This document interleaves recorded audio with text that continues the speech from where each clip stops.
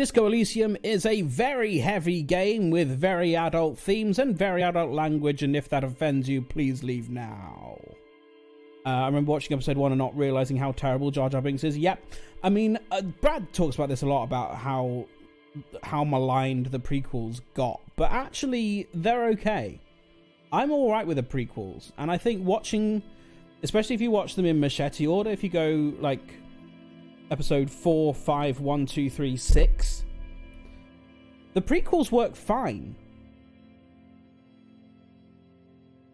Prequels that don't fuck the haters, right? They're fine. And yeah, Jar Jar is annoying, but I mean, for us, for people our age, episode 1 was the first time we got to see Star Wars in the cinema.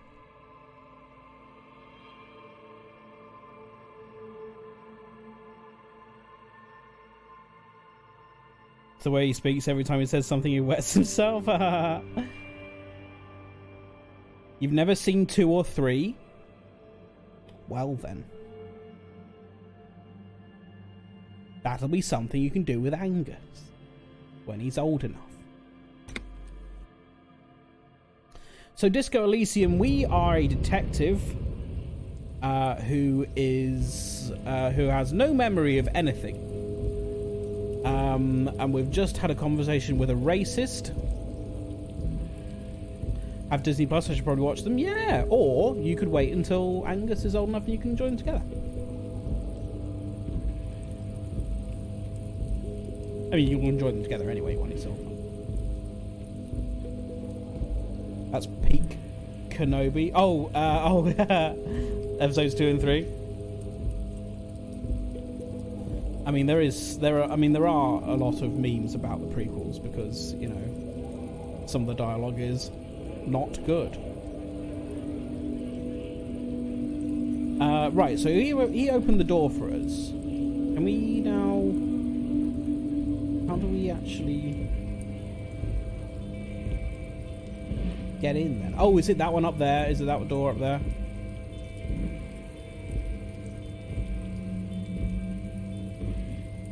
God bless you, Space Jesus Ewan. Yes, we can go in here now. Ooh. I was late to the Star Wars game, but can recommend Rogue One, if only for eye candy Diego Luna. I've only watched Woe One. I've only watched Woe One a couple of times. I quite like Rogue One. It's not a classic for me, but I think it does fit quite nicely into the story. The same can't be said for the Solo movie. That's not a good one. A giant ass print on the pillow and a pattern of coffee rings on the armrest. Someone is habitually chilling next to the radio. So what we're trying to do now in the game is we're still trying to get that body down from the tree, which has been there all day. What's that got to do with my knob? Well, what's that got to do with my knob? What's that got to do with my knob? Uh-oh, Nixie Ray Harper is in with her knob.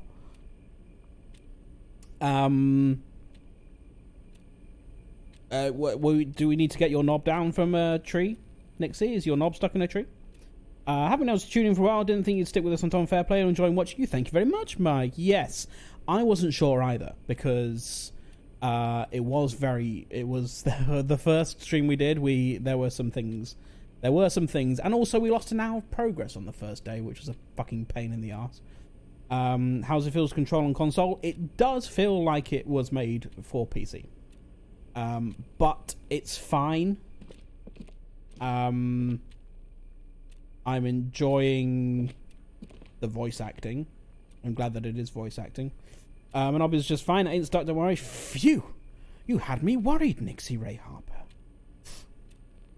I'm enjoying watching you. Sounds super creepy. There's a body stuck in the tree. We can't get it down. We tried to shoot it down and we died of embarrassment. So now we're trying to get the dock workers to help us out to get the body down, even though we think they're probably the ones who put it there.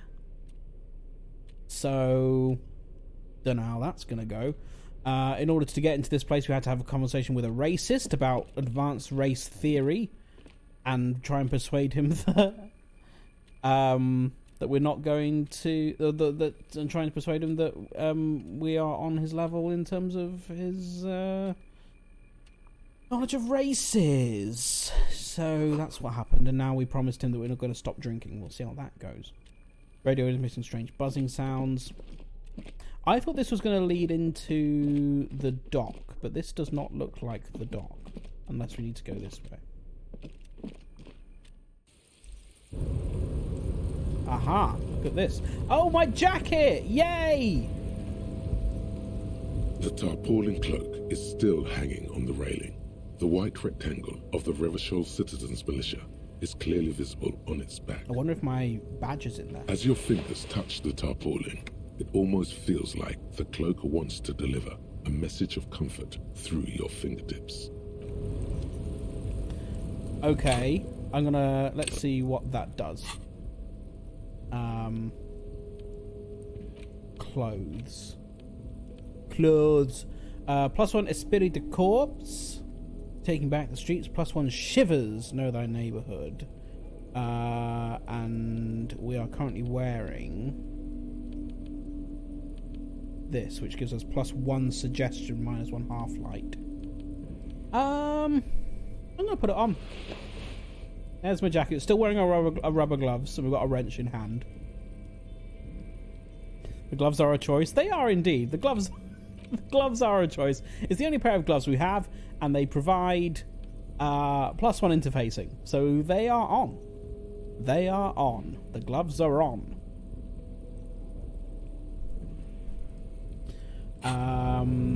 Right, so we're wearing our police jacket now. Collecting rainwater.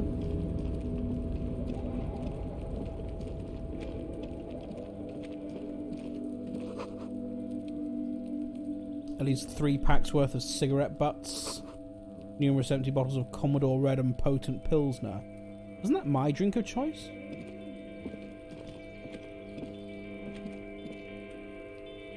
So cleaning up crime. Cleaning up the This mean is the streets. night watchman's booth. The name on the door reads René Arnaud. Listen, Arnaud. it's okay to take a few minutes to yourself. Sit down and have a breather. It's failed a volition check. Have a seat. The chair is not as austere as the rest of the booth. A thin grey pillow is attached to the seat, secured to the stiles by black ribbons.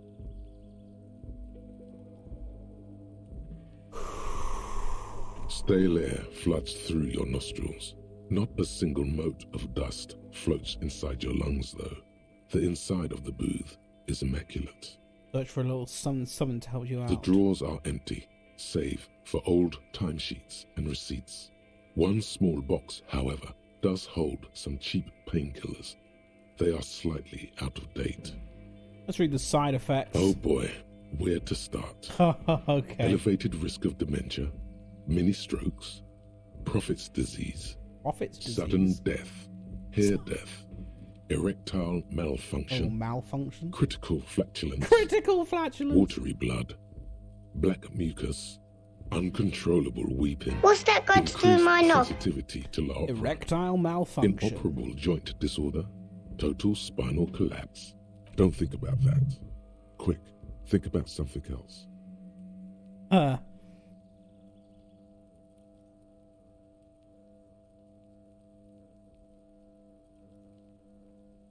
Disco, mirror balls, kick-ass moves, boogie beat. The imagined dazzle of light overwhelms any list of potential side effects. Any negative thoughts are drowned out by the fantastic blast of disco. Yeah, disco. Take the painkillers. You take the painkillers. They are yours now. Yes. You stand and exit the booth. Kim, I'm going to take a quick look inside. If you must. But please hurry. We are pretty easy to spot up here. Nothing incriminating catches your eye.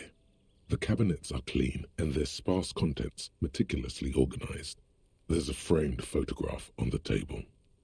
Can I see what the photo is without taking it?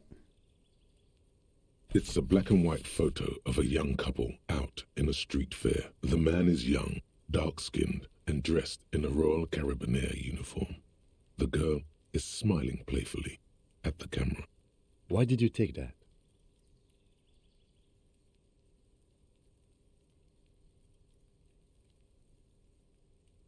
Something about this man piques my interest. I think this can be a side thing. Fine. But let's move. I don't want to be seen snooping around here. Okay, no more snooping. What is this? Can I see it?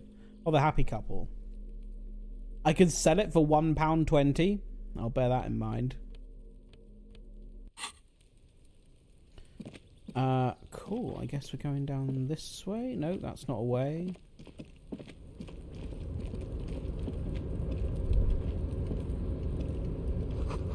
All around you, great machines in quiescence. I don't recognise that word.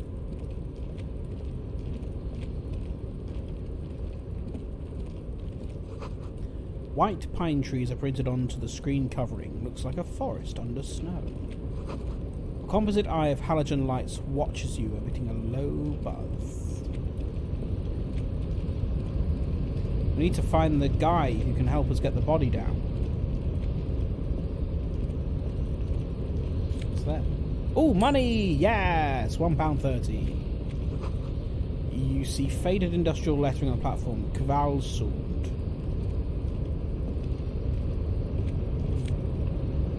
What is that? Oh, nose of Fed? Great.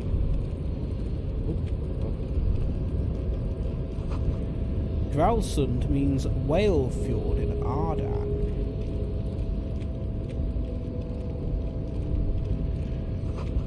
The shipyard ahead is oddly quiet. The great machines are sleeping. This speaker tower is silent. There is no work to organise in the yard below. £1.10. People are just leaving their money around. Another £1.10. Oh no, that's not what I wanted to do.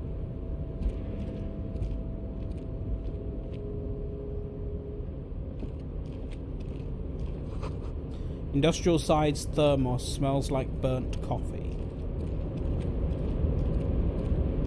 Oh, who's that? Tell you what, let's do a quick save. The banner sags under the weight of rain and snow, white waves on red. Who are you?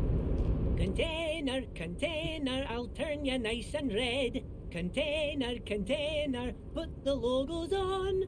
What a delightful The man. lyrics to this container song are being made up as he goes along. You think? The accent is so thick, it's impossible not to notice he's Ubi, from the vanishing peninsula of Ubisund on Muindi. Container, container, used to be Wild Pines. Container, container, now belongs to Everard. The tiny man is so engaged in his work he doesn't notice you. Hi! Everard, Everard, Everard, he looks after everyone. Huh? Well, hey there. How can I help you, mister? You know where Everard I is? see you are not a union man, mister. Did you get lost? You're not one of them scabs, are you?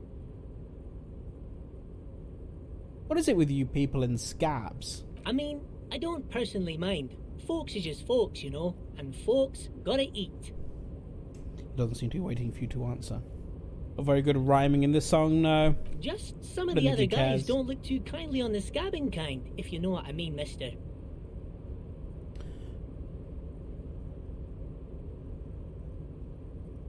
I'm looking for the leader of the dock workers union.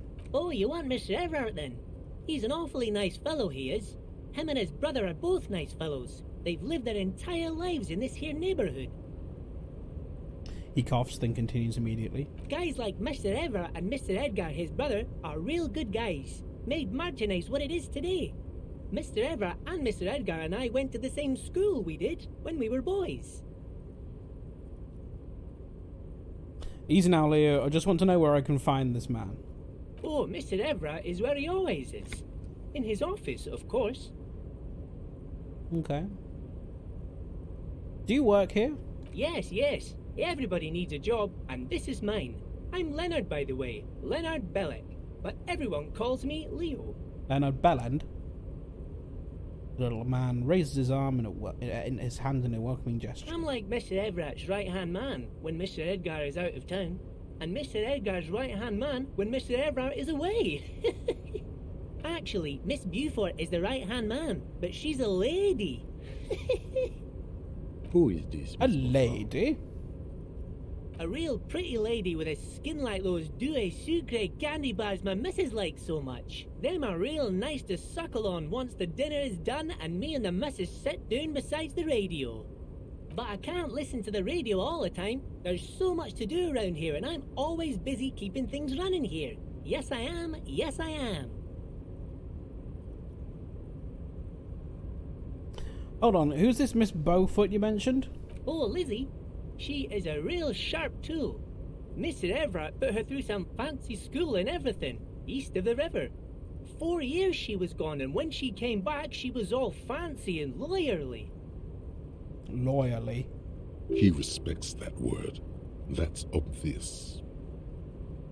But she's a real nice girl. Grew up in this here neighborhood. Knows everybody and gets along with everyone. Real pillar of the community one day, I'm sure. If me missus and me was to have a child, I'd be real happy if she turned out like her.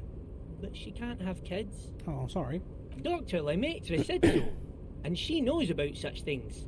Been a doctor for almost 50 years, she has.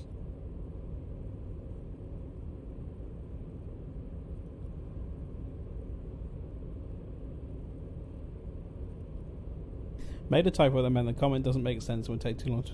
Okay. So Everett trained a lawyer named Miss Beaufort. Interesting. Okay. Yeah, I'm pretty sure this place would totally fall apart if you didn't shine the boss man's shoes, Leo. You see disdain in the lieutenant's dark eyes when they meet yours for a moment. He does not approve of you ridiculing this little man. Oh, mister, I do a lot more than that. I really do most everything around here. Mr. Everett said many times I'm irreplaceable. What are you doing with the containers? Oh, I'm just making some covers for them containers here. Yes, I am, yes, I am. So it's easier for the crane operators to spot them. 58%. What's going on here? Looks at the mountains of containers rising behind him. In a monologue thing is creepy. The shade of Batman Bale over gravel. He's got a great voice, that narrator. I'll go for it. The containers in the yard are green in Wild Pine's livery, and the mountains rising behind Leo is all red in Union colors. It's like some red infection was spreading outwards from the container yard's core. There appear to be cisterns underneath the Union container covers.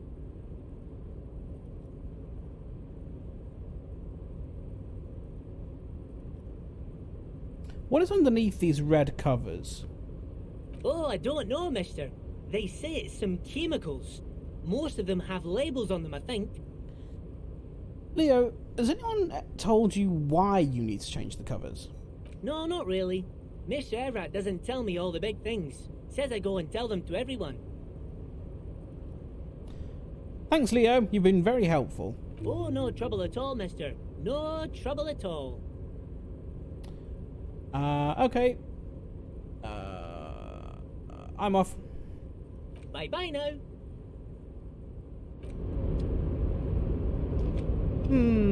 Okay. Chemicals, you say?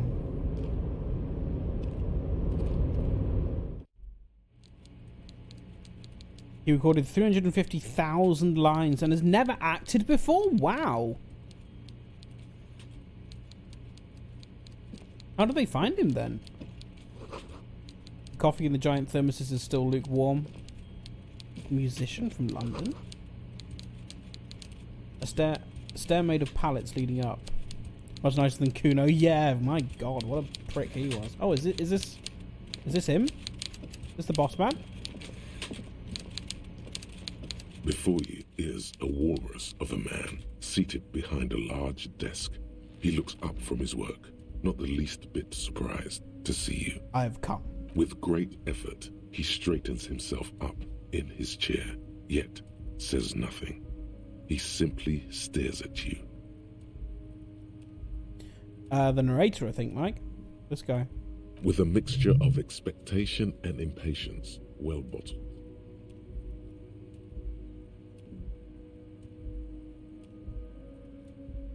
You in charge of the dock workers? Welcome, Mr. Dubois, Mr. Kitsuragi. It's good of you two to stop by. Please, have a seat. He sounds like the barman. I'm Everard Clare, head of the Debarders Union here in Martinez. I'd offer you my hand, but unfortunately my health prevents me from getting up. You understand? He looks extremely comfortable. The tiny folding chair, on the other hand, looks like a torture device. You go ahead, detective. Whatever he has in store for you, it can't be good, he thinks. I'll do my best. Forget about that. What's with this Dubois stuff? You're getting some seriously bad vibes from that name. Oh yeah, did I just... Mr. Dubois, that's our name! We didn't know our name! He knows us, though. Why are you calling me Mr. Dubois?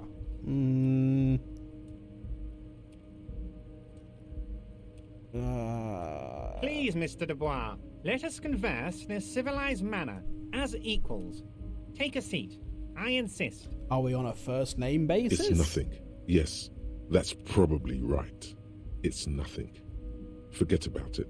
Filter it out. Okay, I'll take a seat. Excellent, Mr. Dubois. I can see that you're a reasonable man, and reasonable men can be of great use to one another.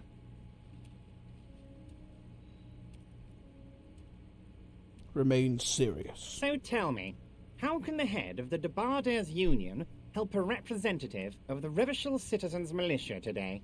The chair you're sitting on has got to be the most uncomfortable chair in the world. It's violating your backside. Oh no! Oh, by the way, I heard you got a rather rude reception from a certain Lawrence Gart. Some people have no manners, it pains me to say. Gart, who is the bartender who, pretty sure is the same voice as this guy. This should take care of that nonsense. He points to a giant novelty check on his desk. It's absolutely comically huge. It should be sufficient to cover your expenses for a few days and patch over your differences with a cafeteria manager. Go ahead, take it. Is it real money? Wow, that's 25 real. That's good money. You need it.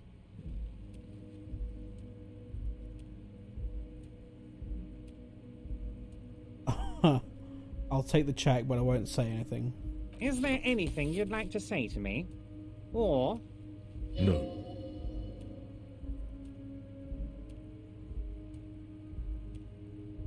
No, it's cool. Cool? I wouldn't go that far. I'm sure there are cooler things than delivering a comically oversized novelty check to a cafeteria manager. But, sure, if that's what's cool nowadays. Now, I'd like to set your mind at ease about one other matter. Your lost gun.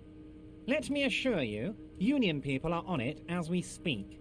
I've got my best hounds looking for that lost gun. How does he know so much about what we're doing? His slug-like lips move, but all you hear is an echo. Lost gun, lost gun, lost gun. The world is swallowed by a black hole of fear. Only two words escape its gravitational pull. Lost and gun. Can I use the magnesium now? Yes, I can. Okay, good. When he said, "Don't worry," he actually meant, be very worried. How do you know about my lost gun? I know everything, Harry. Harry! Right now, I know that you're worried. Yes. Don't be worried. Everything's going to be all right. Harry Dubois, that's our name? It's not like you left it loaded. You didn't lose a loaded gun. Local children aren't out there playing with it right now, pointing it into their own mouths. It's in a safe place. I just know it. I have a feeling everything's going to be all right. It was loaded. There were 2 bullets in it. Fuck. You always keep at least 2 barrels loaded.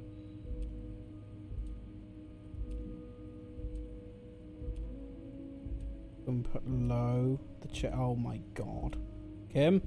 Kim? Officer, we will deal with this later. We don't need Mr. Clare's help with this. I wouldn't be so sure about that. I have to do this? Oh no. What happens if I say Kim, I'm Kim again? Officer, we will deal with this later. We don't need Mr. Clare's help with this. I wouldn't be so sure about that. Okay, 28%. I'm gonna do some more morale healing before we go. Go. Who does this guy think you are? Ronnie the Rookie? You ain't worried about no lost gun, or unpaid bill, or forgotten name. You're the bad cop. You're probably more corrupt than him.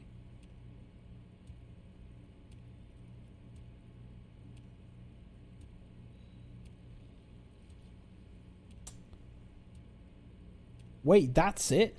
That's my point of pride here? Fuck yes. You're part of the old guard, the ancient guard, the most corrupt, unholy cops in the land. Chill out like the black dragon you are. Okay, I guess I'm sinking deep into this very uncomfortable folding chair. The fat man does the same, sinking deeper into his chair than one would think is physically possible. He seems to be enjoying your little display.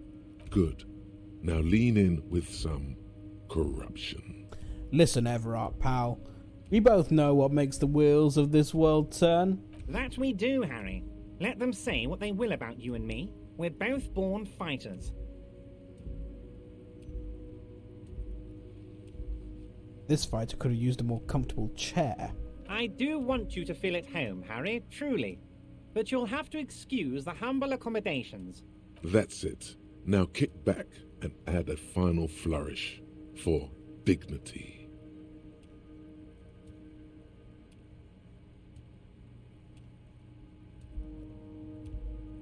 This is a worm's lair, and we both know why I'm here, to help you grow your hoard. You strike me as a reasonable man, Harry. I like that in a law man. Let's cut to the chase, shall we? What can Everard Clare do for you? I think we'd like to ask you a few questions. Don't you think so, Detective? Lieutenant looks quite fed up with the situation. Somehow you managed to get yourself out of this one. Now quick, keep the momentum up. Ask questions. Okay, Whatever you it's do, quiz time. don't ask him about the gun first. You don't want him thinking you're scared. I want to talk about the hanging.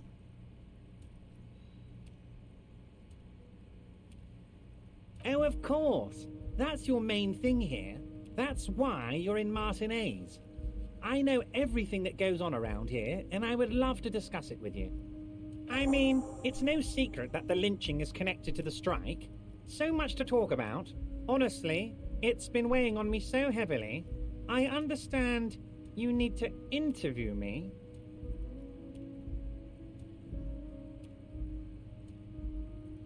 Say nothing. But there's a thing that's been keeping me up at night.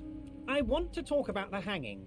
I mean, if we could just calmly talk, exchange information, we could blow this thing wide open. Why do you want information from me? I mean, obviously I know why you want information from Yes, me. You know. that sounds good. Ready? Let's do that. Ready? Then this would be flow of information from you to me. But I can't think straight with this thing weighing on me. You're police officers, aren't you? I have a crazy idea. You guys are basically door-opening machines, incredibly talented at opening doors. Kim, is that true? Are we door opening machines? I'm not sure I understand. If you're asking us to break down someone's door, it's not going to happen. Come now. I just need you to go open a little door for me and leave it unlocked. A simple thing. Absolutely nothing shady about it. Pippin says, just seen a tweet from Ed Stockham that started, just saw some AI-generated images of Mr. Blobby. Oh, dear. Oh, no. Oh, Ed.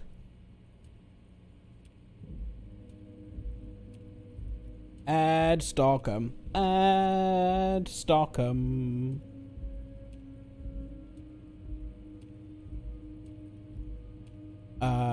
Oh, he didn't actually link him. So that's me done and signing out with the internet today. Good night, everyone. Oh, no.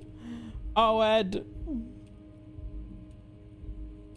Oh, no. We're going to have to play Cursed Mr. Blobby. This Blobby does not exist. Oh, jeez. Oh, jeez. That's about as cursed as it's going to get.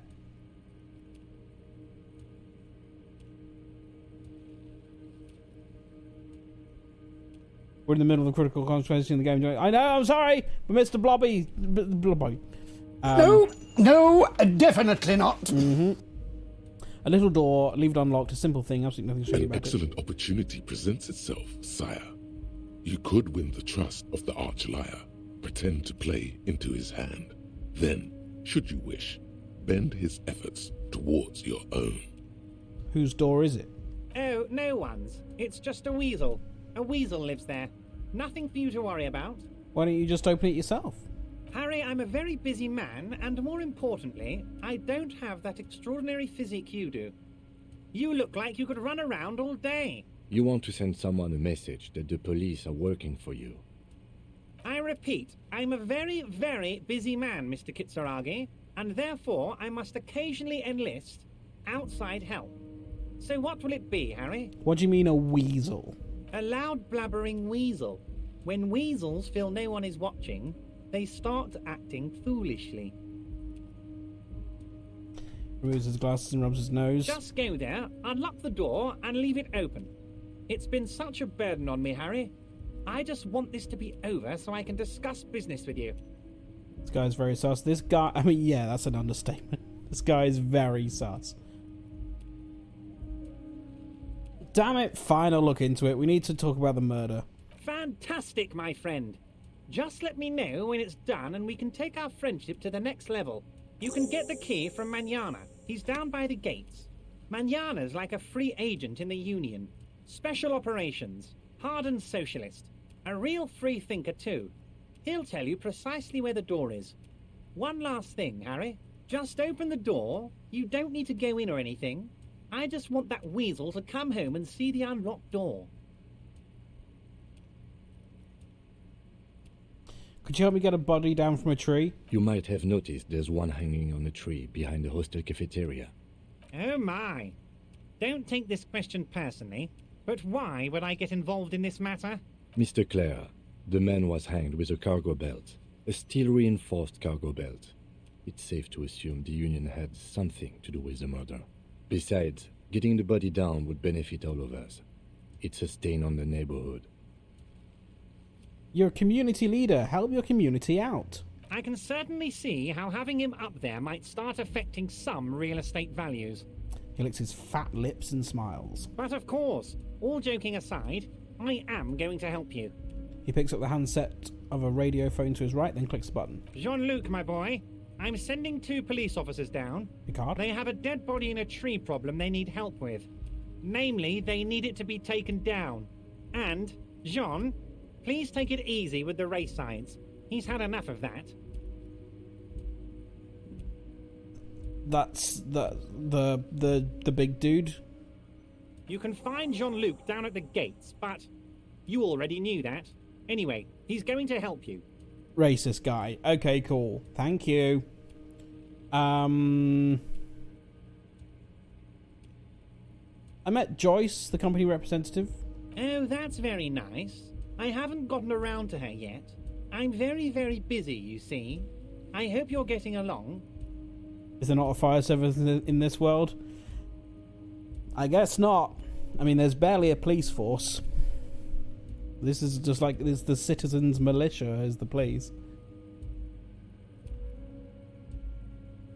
One thing I want to make very clear, Harry, is that this is not some kind of union versus corporation situation.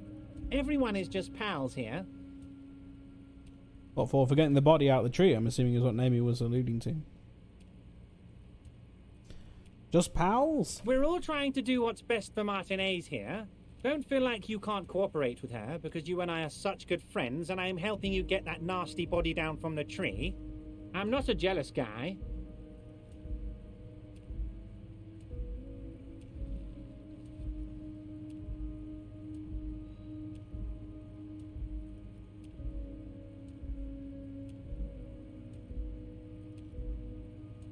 Joyce said the previous union leader vanished under suspicious circumstances. Vanished?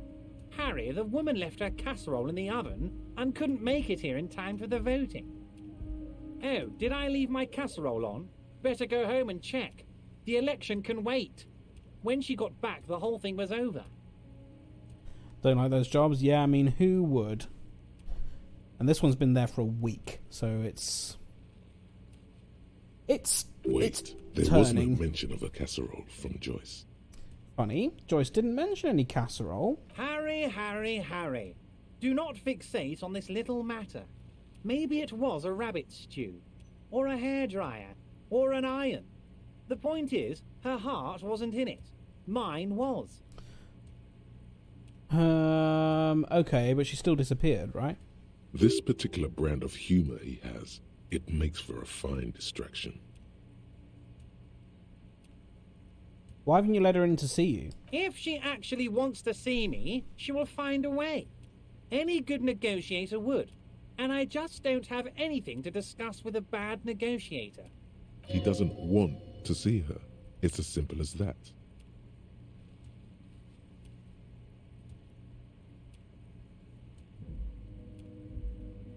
Okay, let's talk about something else. Of course, Harry. Let me just assure you one more time. It's perfectly okay to share anything we discuss here with this Joyce.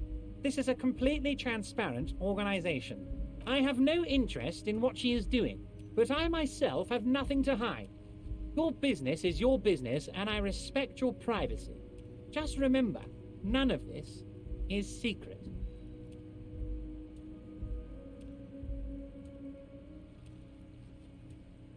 Not surprised if there was a fire service in this world, then the problem would be solved. Yeah. Or Undertaker's only one with a step. It's not the height that's the issue. We can get up there, I think. But it's a steel reinforced cable and we've got nothing to cut through it. But this racist does. Tell her about all of it. My brother's picture, my singing swordfish clock. Tell her how overweight I am and how I'm helping you find your lost gun. Tell her about everything. Everett doesn't mind. It is rather interesting to tell people things about each other, isn't it? It was nice telling him about her right now. Can they not cut the branch? I think there might have been an option at some point, but I'm not sure. I don't know. I can't remember why we didn't do that. Let's talk about my lost gun. Yes, your lost gun. My best men are on it. They're turning every stone, searching every playground, asking kids, grandmas, everyone. Your gun will be found, Harry. Let me assure you of that. It's just a matter of time and effort. Oh. The only way to find it seems to be working with him. He might even be holding your gun hostage.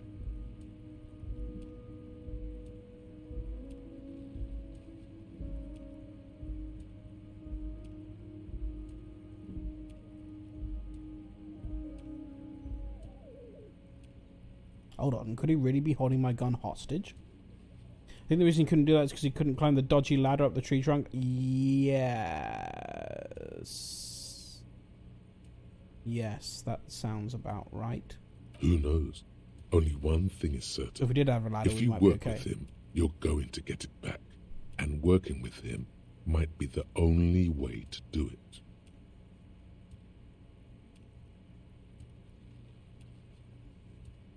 Wait. Oh, hang on. No, he must know where my gun is then. I'll ask this anyway. The gun may have been bought from Roy's pawn shop. Have your men factored that in? Yes. Thank you for the hot tip regarding your lost gun, Harry. My men have indeed factored in that you pawned it. Oh, yeah. Now, please, let the professionals do their job. Kick back, Harry, relax. I have great guys on this. You focus on what's important, building our relationship for the good of Martinez. It did not come as a surprise to him. He might actually not be bullshitting. Does this mean if I do things for you, I'll get my gun back? Damn it, Harry. That's exactly what it means. I'm only kidding, of course. Of course. I understand. We help you, you help us. You call me Mr. Dubois. Why? Of course. Let us dispatch with the formalities. You call me Everard, I call you Harry. So that's really my name? My God, so it's true. I didn't want to believe it, but you are a fantastic science fiction amnesiac cop, aren't you? What are the odds of that? So he hears everything. I think the odds of that are very low. It might be a good idea to hide your confusion. I mean, see what his game is first. My memory is fine, I'm just testing you. So Save good to him, hear Mitchell. that, Harry. Apparently my sources were wrong. However, if you did have a spot of memory trouble, I could help you out. With my big fat folder. I want your big fat folder. Words flow like a river of honey from his lips. I guess word has already reached him. No matter. No harm done. It's just a brown folder. You can't make out what's written on it. Are you trying to tell me you've gotten hold of some of our documents? Have you got my badge? Mr. Kitsuragi, would you mind? Me and Harry are talking about his lost identity right now. You can't not hear Mark now, you're right. Don't just jump to the folder. That's not smart. Shows you're on the edge. Do some probing first. 72%?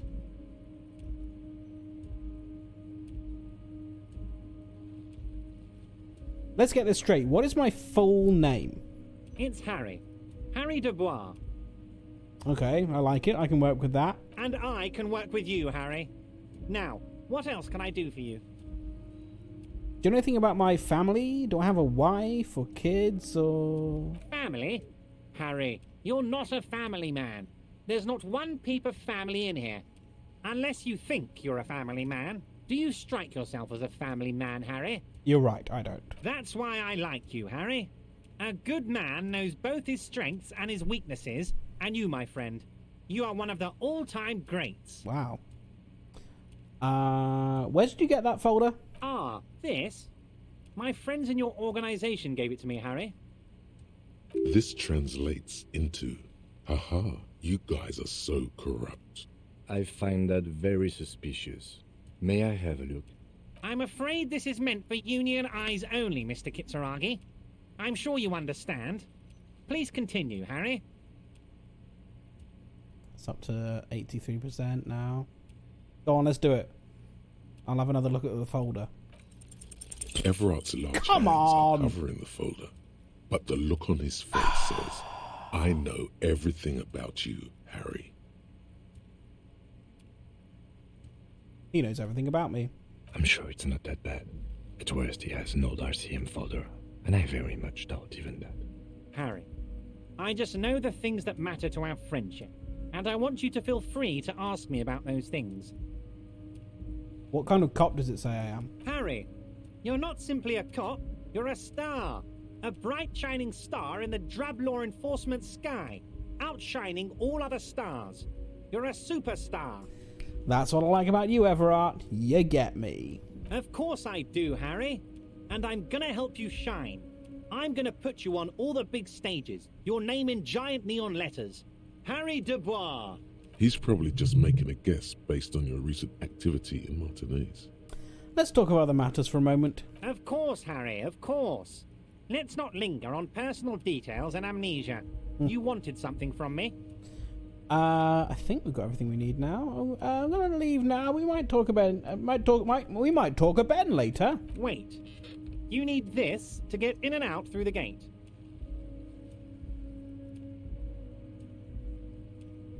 Thanks. I was wondering how I'm supposed to get out. Here, you're one of us now. A real red and white Union man. Take care, Harry. Okay. As you turn, a bright light catches your eye, making you squint. Where's it coming from? From a distant sunset, a stage light, flash photography, nowhere in particular. It's just what superstar law officers do. They squint at lights, and they solve shit.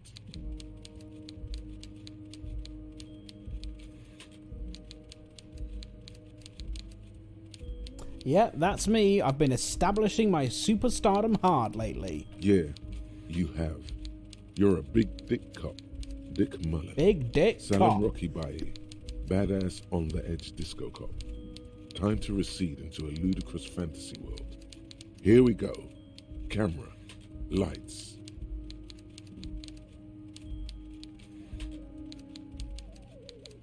Wait, what's that about a ludicrous fantasy world? Yeah, you know. Beneath it is just heartbreak, a pulmonary tract infection, atherosclerotic disease. This is where you say action and reconceptualize all that. Reinvent it as the world's first celebrity police officer. This is the beginning of your legend. Fuck it, action! With a sudden flash, the world freezes around you, and you along with it. In an iconic monochrome solution, a black silhouette against a rasterized orange world. It's on. Thought gained, some kind of superstar. Okay. We can try and internalize that later. That up there, fish. A taxidermy fish that tells time. Marvellous. Okay, how do we get out of here?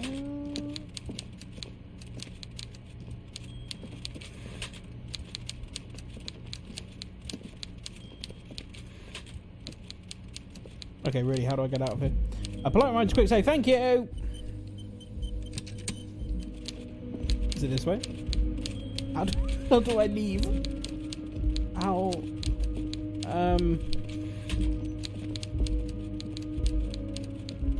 I thought I came in this way, did I not? How do I get... Oh, that's how we do it. Okay, fine. Okay, so now I have a pass to get out of here.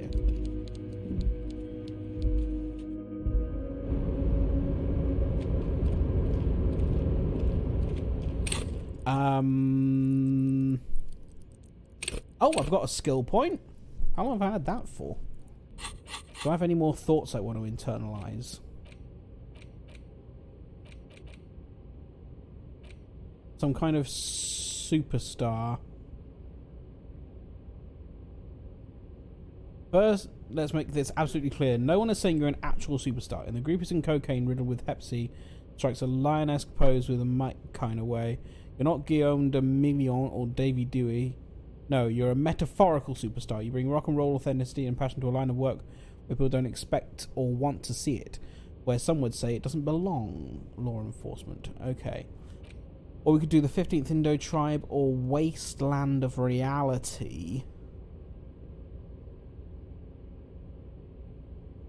Oh, that's the one from The Racist. About cleaning up my act. But I think I prefer to put this into an actual skill.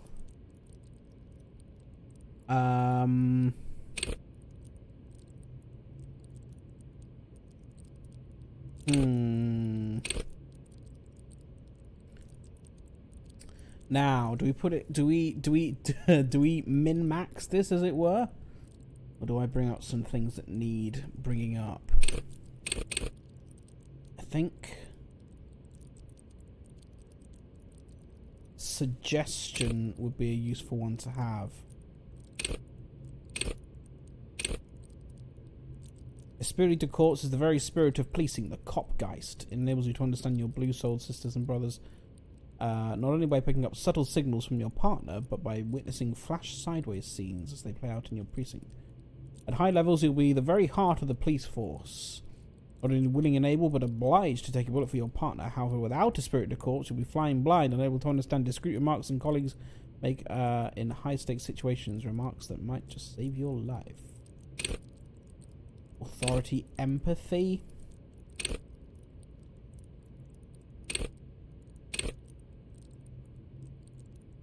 I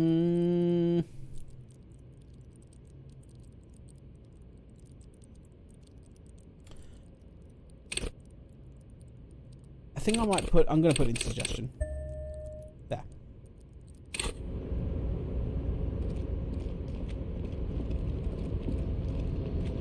Okay, which way is out? Is it the way I came, or is there a better way?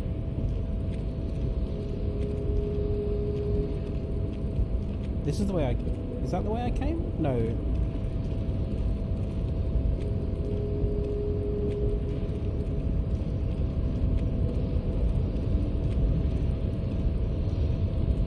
A rusting control panel with several knobs. 2 buttons marked Marche and Arrête are faded with use. It seems to control the large crane above. A container is attached to its hook block. Marche. On. Arrête.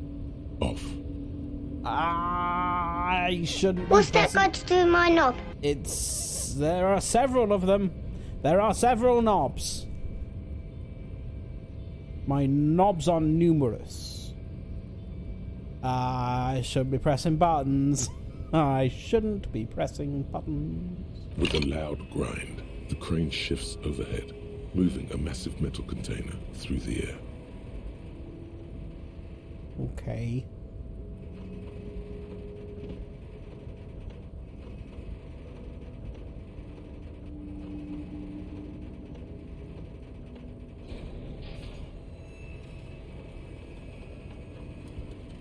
Is it opening? Can I get in it? Can I see what it is?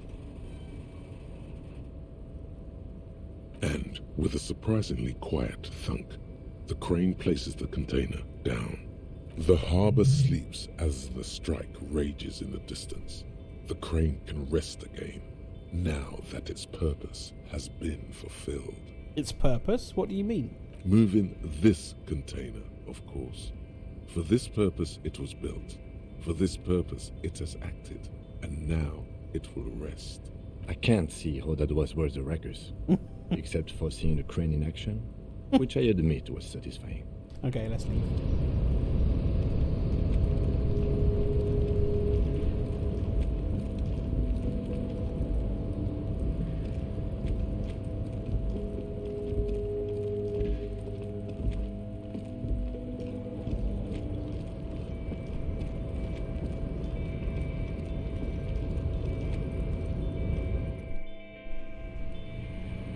Cool. Oops. What's this? Postcard.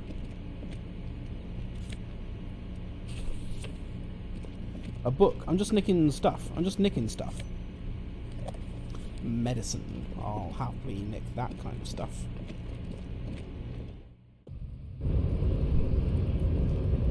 Okay, where's the racist? Is this the guy? The unpromising race pupil returns.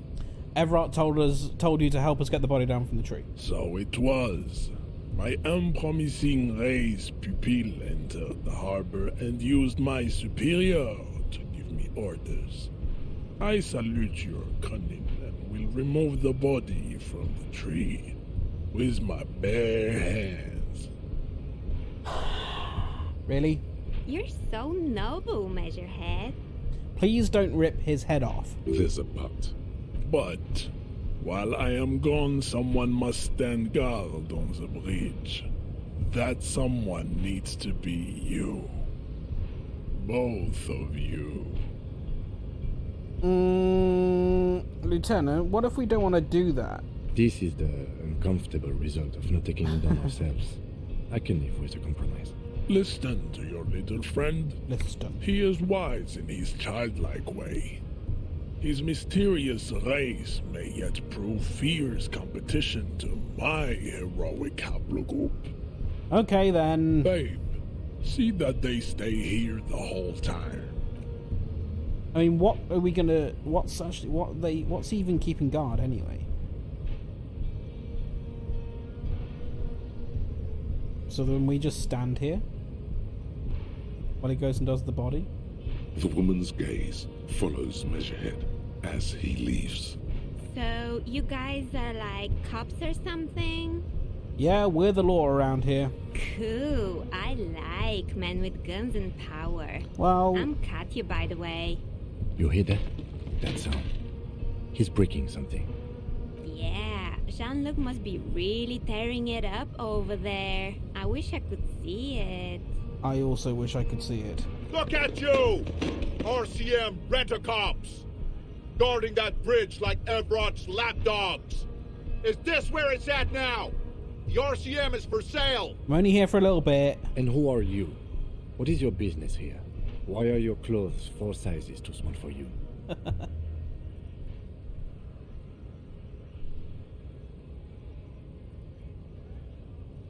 That's none of your business. A shrill laughter interrupts you, echoing across Martinez. It's Kuno. Then, Oh, Measurehead, please rip his head off. the man turns to look behind him at the behemoth appearing around the corner, approaching him, walking past him.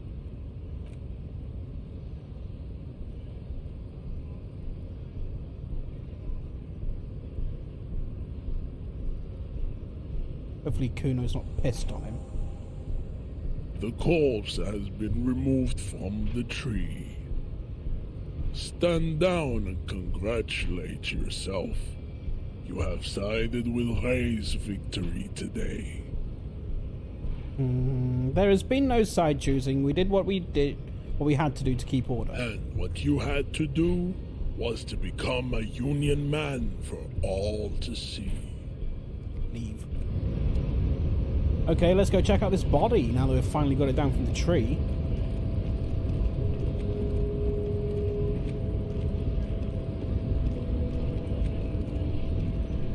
This way. Go on, down you go. Oh man, what state's it going to be in? It's almost bedtime, 20 to 9 by game clock, I mean, not real time.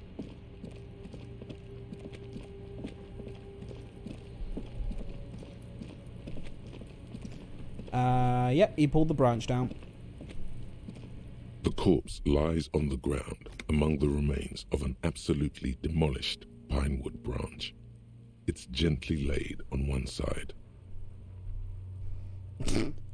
Well, it's down. Mr. Measurehead has done a good job. Nothing is too broken or compromised. The victim is ready for a field autopsy. A field autopsy? Yes. 1. Investigation of the scene. 2. Initial examination of the victim. 3. Field autopsy. 4. Transportation of the body to the morgue. We are on number 3. The RCM's 4-phase murder scene processing manual. The fuck are they on about? Oh, Kuno. Cop's gonna cut his shit up!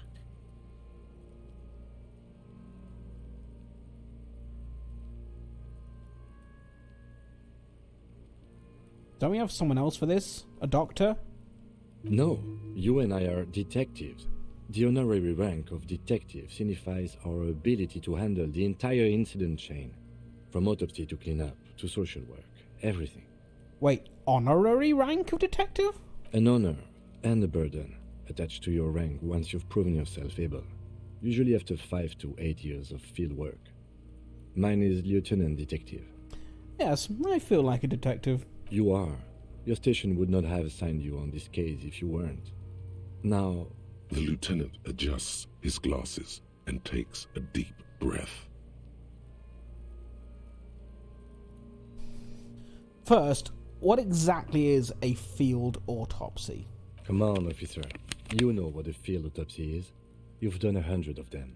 What you do know is, at 18.9 kilometers, the dormant shield volcano, Corpus Muindi, is the world's highest summit, and the failure of the 38th single, Et puis descend, to crack the top 20 was the death knell of disco. But what a field autopsy is, you have no idea. Why don't you know? What use are you, Encyclopedia? You must have me confused with the Copperpedia. Who's the Copperpedia? I think I need to talk to him. You, sir. You are the Copperpedia. Oh. Actually, it appears I have forgotten what a field autopsy is. Fine. It's a 3-part form to be filled out on the scene by the detectives responsible. One takes note, the other dictates. The goal is to establish cause of death. Do we need a scalpel for it? A scalpel is not always required. I hope this is one of those cases. Latex gloves are, however. Then let's get in there. There truly is a time for everything, even for yellow gardening gloves. I came prepared. They are lacking hygienically. I suggest you get in there in limited capacity. All right. I'll ask you when I need you to. For the most part, maybe I should handle the contact and you take notes? Okay, where should I take these notes? In your paperwork, officer. Just fill out the field autopsy form. You're not going to believe this. I think I've lost my paperwork. Officer, what haven't you lost?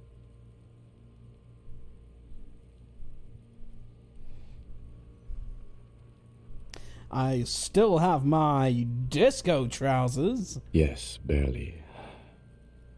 He looks at his blue notebook and I can give you my paperwork.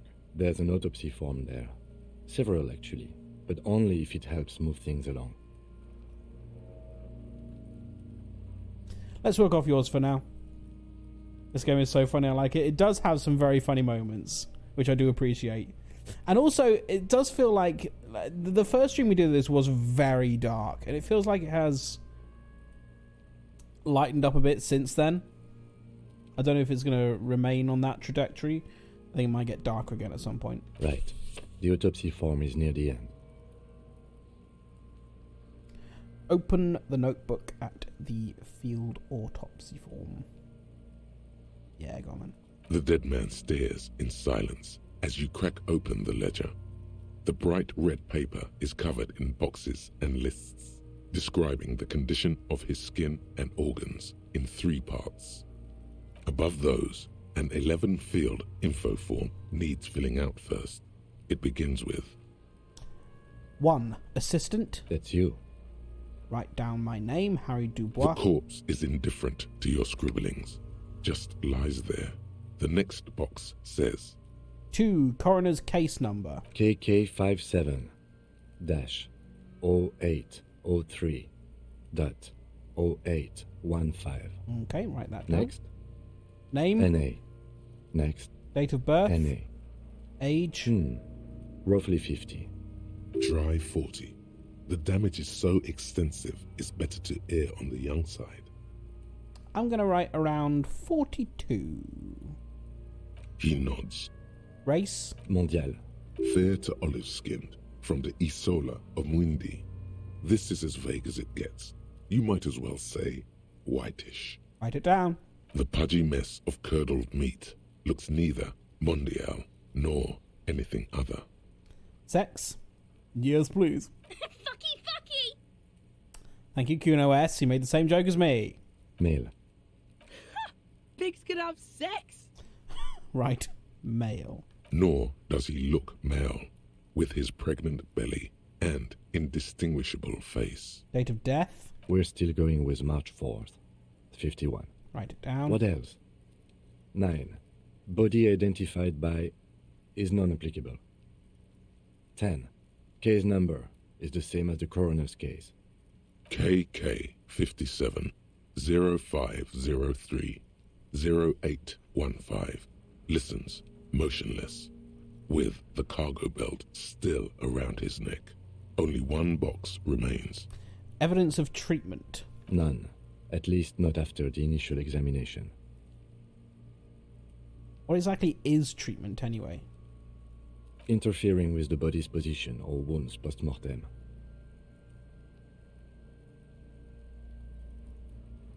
I'm not so sure. A silent nod.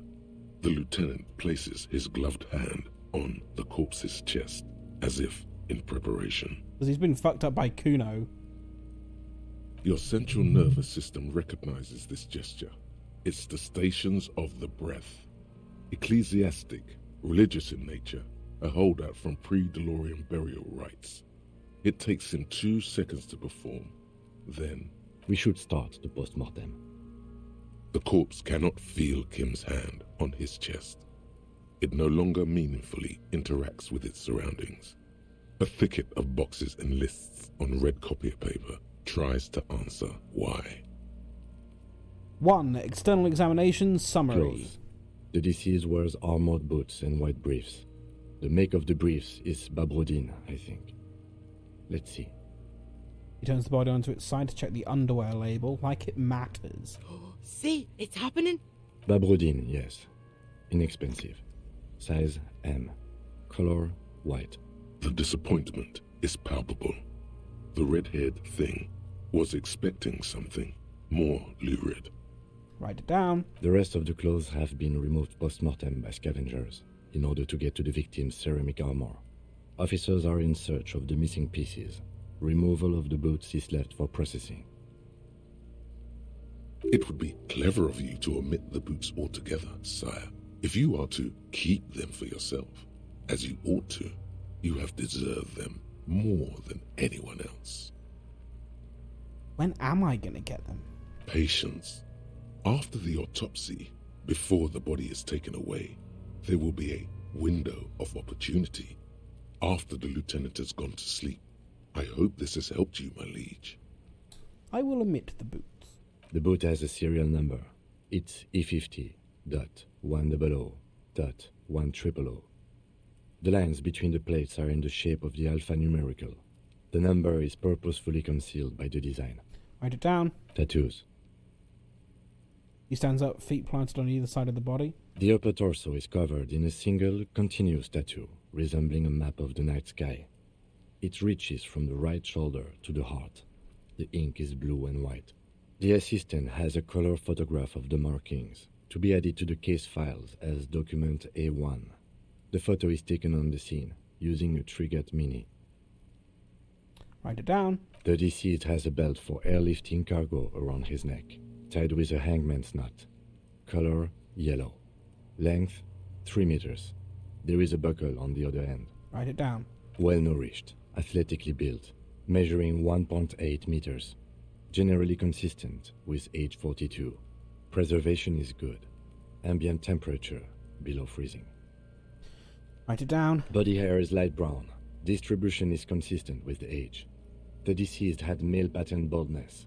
Hair is combed back, short. Why would I touch the corpse's hair? Write it down. Lividity is consistent with hanging. The head is congested. Contusions are present on the head, chest, and thighs. Consistent with stones thrown post-mortem. Low velocity. Fucking low velocity? You think Kuno doesn't know what you're talking about? Velocity was fucking max. Talking shit about Kuno's velocity. In addition, there are bite marks on the face, scalp, and chest. Consistent with predation. Write it down. Low velocity. Ligature mark. The lieutenant produces a small folding knife. With the other hand pulling on the belt, he starts cutting into the polyester. The stench is horrid. After a while, it's obvious the material cannot be cut. The steel wiring. There's too much of it. We need to remove the belt so we can get to the ligature mark. You got just the right tool for that. The chain cutters.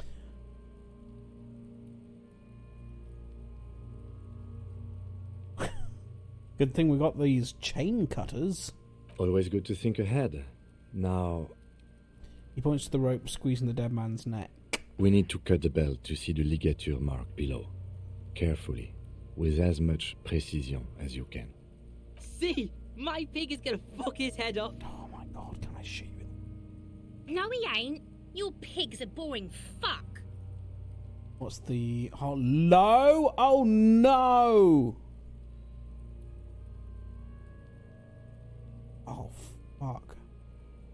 I'm gonna look for a good spot to cut.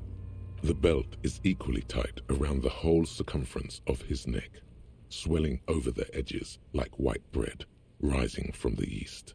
The knot is the weak spot. The chain cutters fit in there. Steady now, like a flower arranger. 2 cuts and it should come loose. 72%. Interfacing gave instructions. Thank you, interfacing.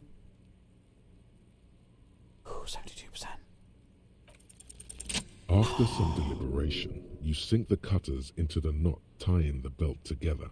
You squeeze the rubber handles together, sweat forming on your brow. Press down. Snap.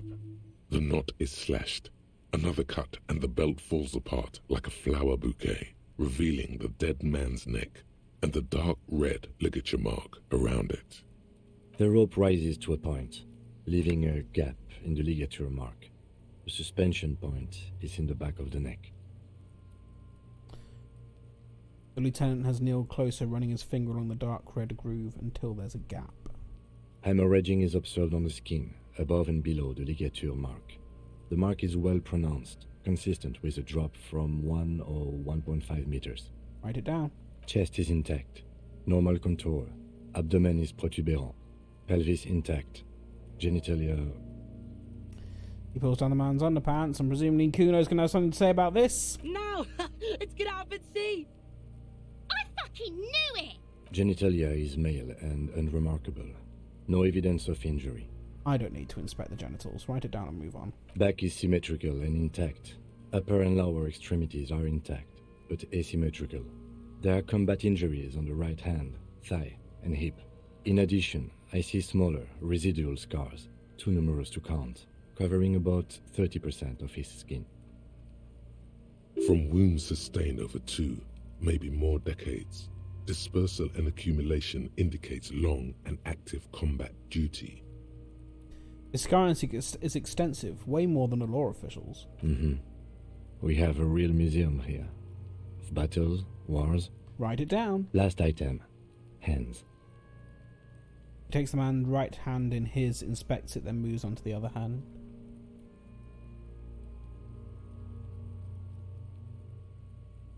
I'm going to let him work alone. I don't need to interfere. Hands are clean.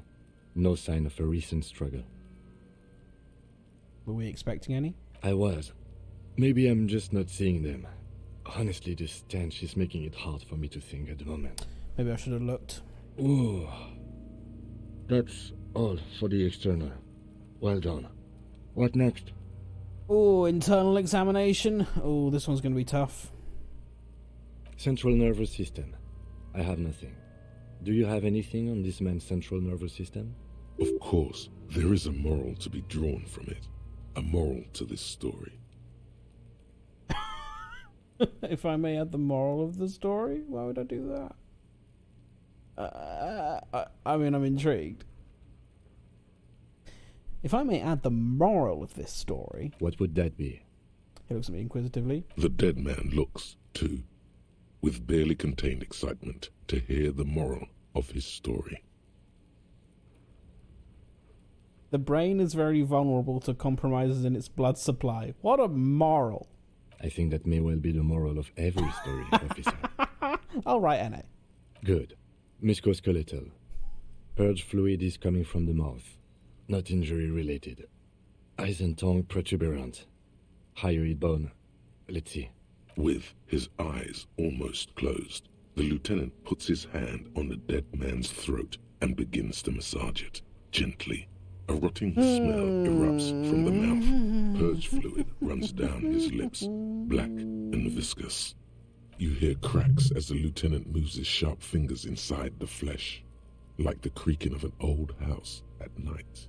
Yeah, jack that fucker off! Oh my god, please, can I kill them? The hyoid bone is fractured.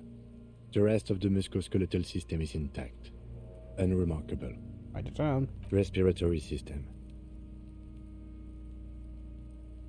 Back hunched as if in prayer, he begins to pry open the dead man's jaws. He stops to exert more force. Both hands are used. Oral cavity shows no lesions. The victim has received dental implants, possibly after a combat wound. Mouth swollen.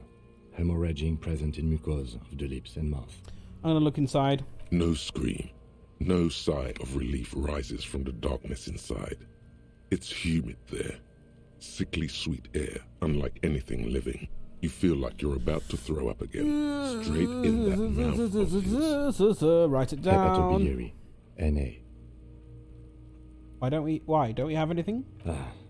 Are you a hepatobiliary expert?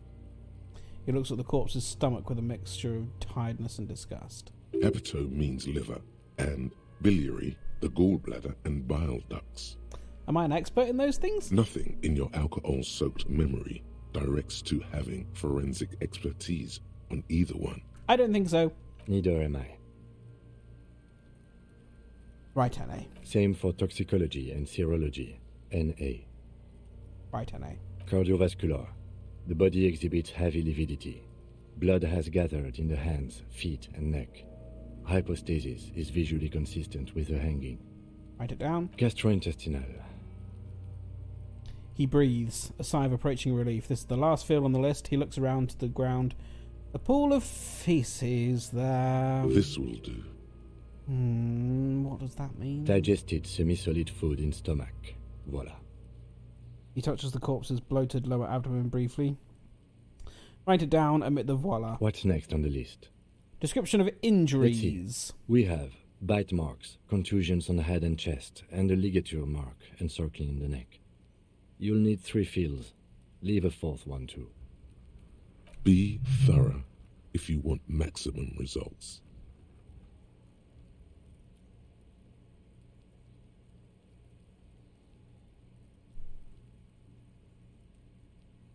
What's the 4th field? What's the 4th injury field for? Nothing. Just in case. What?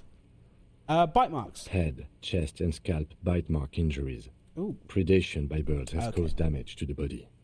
Odontologist does not need to be consulted. Write it down. And your opinion, officer? Non-fatal, post-mortem. Agreed. Next injury? Contusions? So, the scalp bleeds from a post-mortem head injury, a stone. The injury does not have the rim of an early inflammatory response. The perpetrator on the scene has confessed to causing it post-mortem. At maximum velocity, fucko! Has confessed to causing it at maximum velocity. Write it down. Coagulated blood sticks to his scalp and chest, where the countless stones have hit the dead man. Beneath, the description of injury. 2 boxes. Non-fatal, post-mortem. Right. Next.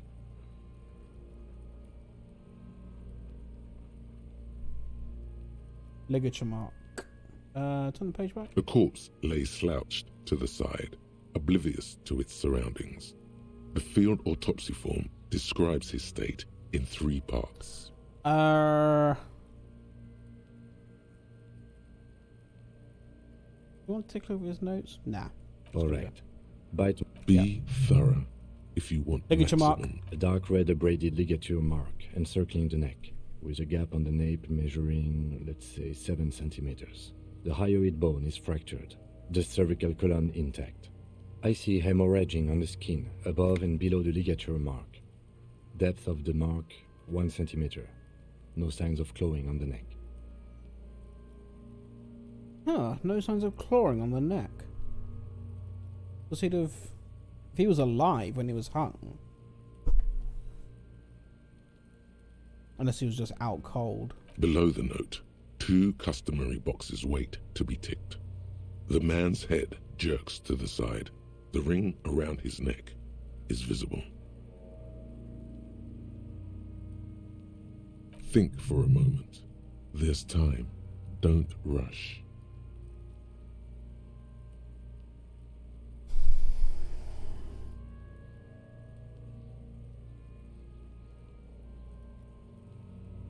So what did kill him, if not that?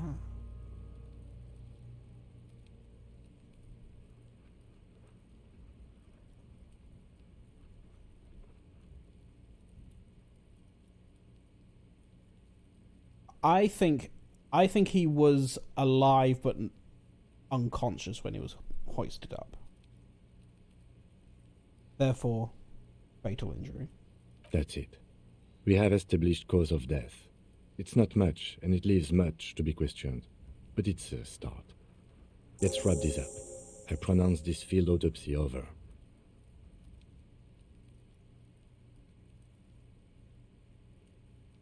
First, how did it go? Well, we established probable cause of death. Some would say that's the goal of an autopsy. What else? We were thorough with the list of injuries, too. We described them all in detail. What is there to say?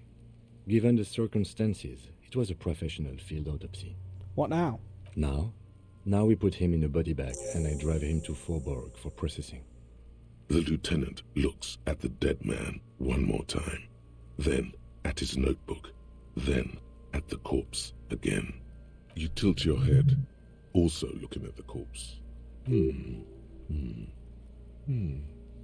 sure we didn't get everything. There's always something.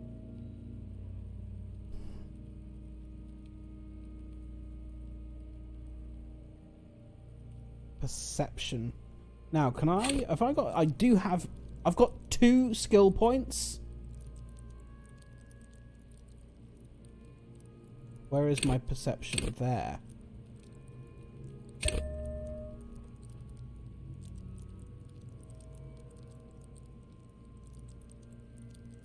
Put them both in there, maybe? Wait, what's the other one? Inland Empire.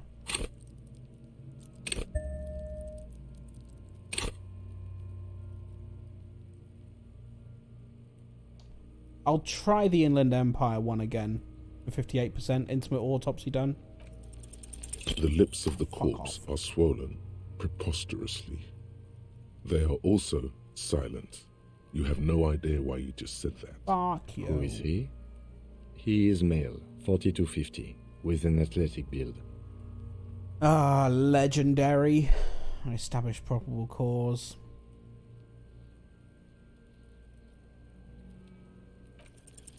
Your arm reaches out and your eyes close, as if by their own volition. It's dark all around. You feel cold, dead flesh through the latex glove. It's right under the palm of your hand. Legendary roll. How do I pass that one and not the other one? What is this?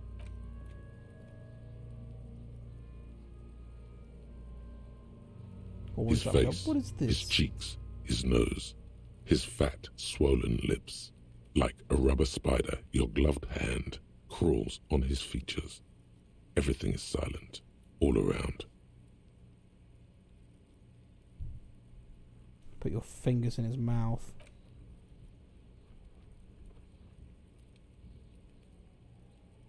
The oral cavity is cold and moist. A ball-like tongue attaches itself to the base of the mouth, lolling around like a scallop. Open your eyes and look. A vision of black and dark red death, pried open by your hands and studded with teeth. Looks like he's laughing. Death fumes rising from his throat. And there, in the back of his mouth, above the bell of the uvula, right in the soft palate, you see a hole, barely visible to the human eye. It is swollen shut, almost vanished. No larger than 0.4 centimeters in radius, the edges appear darkened. That's a tiny hole. An abrasion collar. This is what we're after. Abrasion collar? I see it. Kuno is silent. Touch it with my finger gently. A black trickle of liquid runs into his throat from the wound. Put my finger in. Your index fits right in there. A tight tunnel of flesh opens up. Tissue damage. Wide enough for 2 fingers. As you push both in, you reach through his mouth, right into his brainstem. The fuck is happening? Ah, shit, see?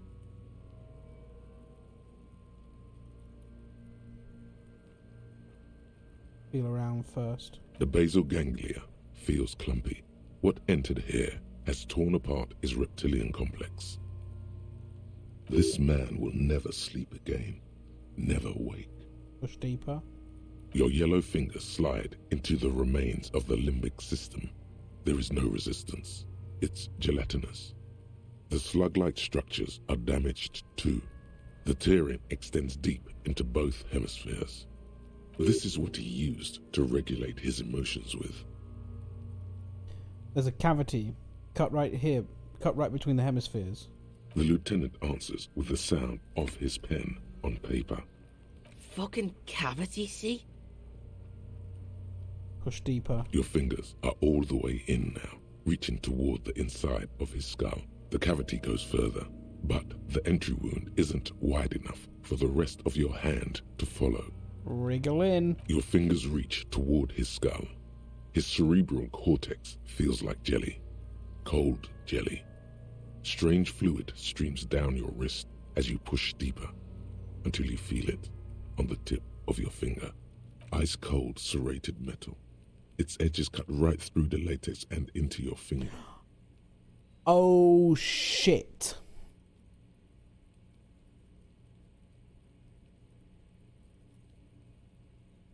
Fish it out.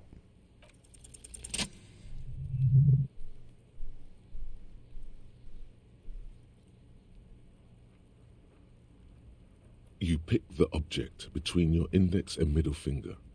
It feels sharp, like metal. With your face twisting from pain and concentration, all you need to do is just... Slowly pull my fingers out. The inside of the head feels cold and smooth, like a glove. Sweat dripping down your brow. Careful not to lose the prize between your fingers. With a plop, your hand emerges from the mouth. The garden glove is covered in blood right up to the wrist.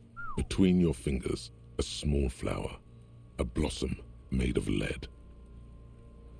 Fucking beautiful! A bullet. Wow. The bullet falls in the bag, leaving a smattering of blood on the plastic. He raises the bag under his eyes and says, A non-caliber rifle. Some kind of brittle alloy. Fractured on impact. Why would I want it? Can I have it? Of course. You deserve it. Okay. Looks like we need to add one more item to your injury list. Injury number 4. Oval entry wound with an abrasion collar. Soft palate, back of mouth. High velocity. Temporary cavity in brain tissue. Small exit wound on the occiput. How does that sound? Sounds about right. Opinion, fatal injury. Agreed. And one last thing. We should amend injury number 3. Ligament mark. New opinion, non-fatal. Post-mortem. Treatment. He's proposing the bullet was the real cause of death, and the hanging an attempt to conceal this fact. The ligament mark, the fractured hyoid bone, it was all treatment. Yes, and the belt around his neck, the hanging, even dragging him to the yard. All of it was done after this man was already dead. Agreed. I have had my doubts for a while now, since I saw there were no signs of struggle on his hands, and no claw marks on his neck. There have been other signs too, small details. Everything is too neatly designed for us to assign probable cause here, as we did, full-heartedly. Well, no more. Good job I passed that legendary check, wasn't it? There is, of course, the very real possibility he was both shot and hanged. I mean, No, he was dead when he was hanged. He was certainly unconscious when he was hanged. Now they know he was also shot. That happened before he was hanged. Maybe the bullet holds more answers. Yes, we should take a closer look at it. I am certain it has more to tell us. This little thing could reveal much about the weapon that shot it.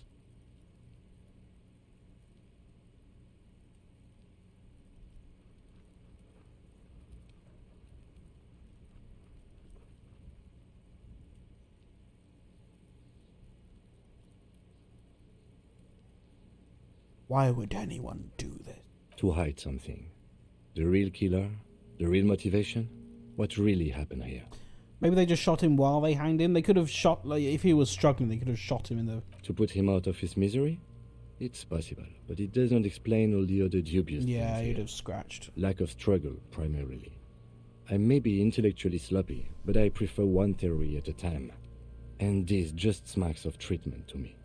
Who would do this? That's for us to find out. But this, it will make finding them just a little easier. I think I need to wash myself. Oh, you really, really do. I am glad to hear you say that. Your room in the Whirling in Rags should come with a bathroom. Be sure to make use of it in the evening. What happens next? We put him in a bag and carry him to the holding pen of my kinema. The body bag should contain the odor for the duration of the transport. I would drive him to processing, but it's too late to do that today. I'll do it first thing tomorrow. No problem. Good. One more thing. This was really good work, detective. Yeah, really good work. Let's drag him to the kinema. I'm finished with the corpse. Because I'll nick his boots while he's... All right. Takes out... I'm getting all this XP. This is amazing. He takes out a shiny black body bag and starts putting the plastic over the dead man's face. There go those beautiful enamel boots. You will never own the full set now. May they rest in processing. But I thought the idea is that well, in another lifetime. No, but you said while he's sleeping. I will need a little hat carrying him. You take the hands, I'll take the legs. Yep, bag the corpse and drag it to the motor carriage.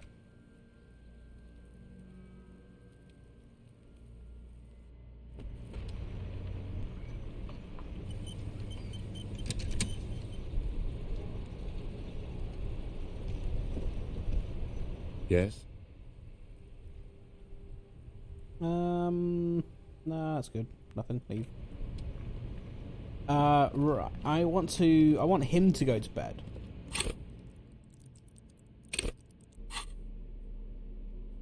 What have we got here? A giant novelty check. Oh yeah.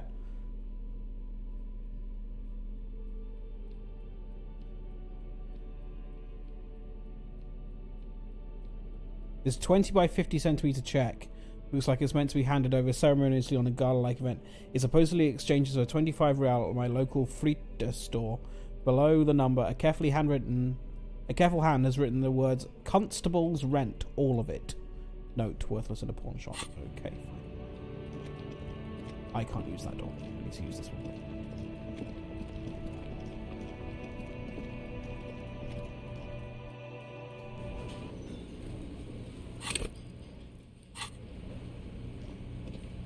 Oh, is it disco time? Look at this. This is Disco Elysium, isn't it? A big old karaoke mic, just waiting for someone to sing into it. Can we do karaoke? You should totally sing karaoke here. The first chance you get. Your emotions need to be expressed. People need to know your vast oceanic... Sausage! Sorry. I did a little... did a little cough there while the sausage splash happened. My soul is immense.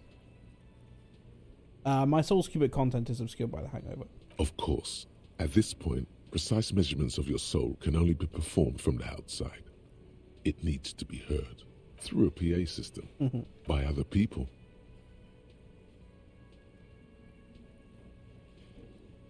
What should I sing when it comes to it? You should sing the sad small church song from that tape you found. Thought it was obvious.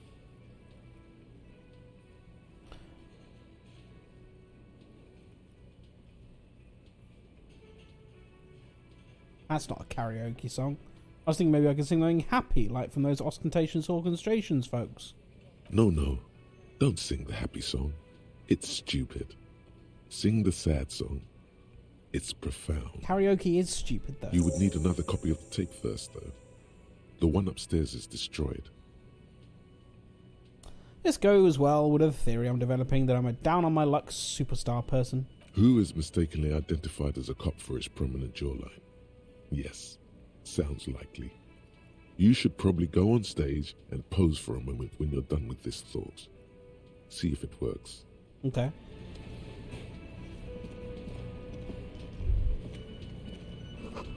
This feels right. You belong here. On stage.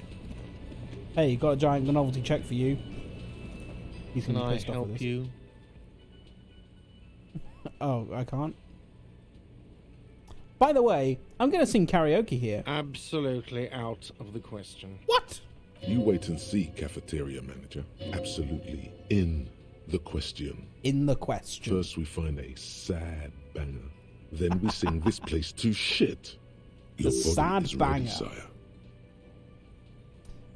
Fine, goodbye.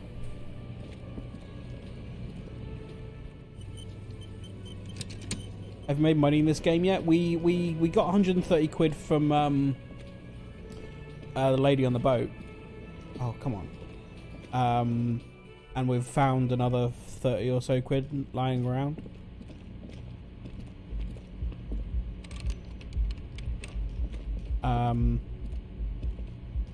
This is the door to the room you redecorated. Good night, Lieutenant. Just a moment. We should talk about our progress on the investigation. Let's go out to the balcony. Okay. So we paid off our debt to the cafeteria owner. The air outside is brisk. The lieutenant is silent for a moment. He listens to the traffic hum. Then... Now then, we should talk about the investigation. But I also feel you're a bit hazy on the RCM. Our role here, our rights, our jurisdiction, basically.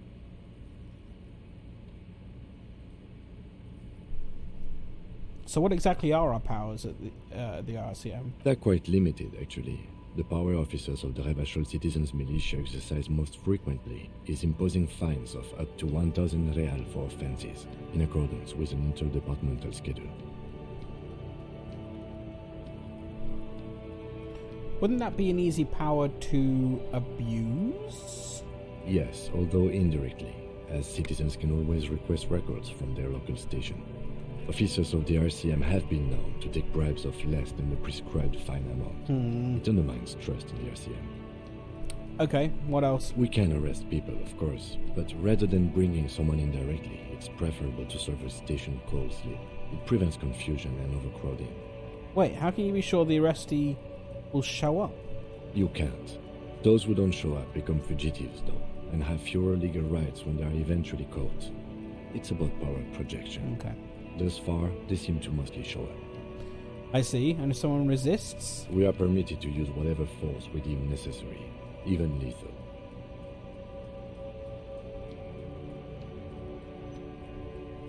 Wait, so if I kill someone while on duty... You have to supply compelling evidence for why it was necessary to use lethal force.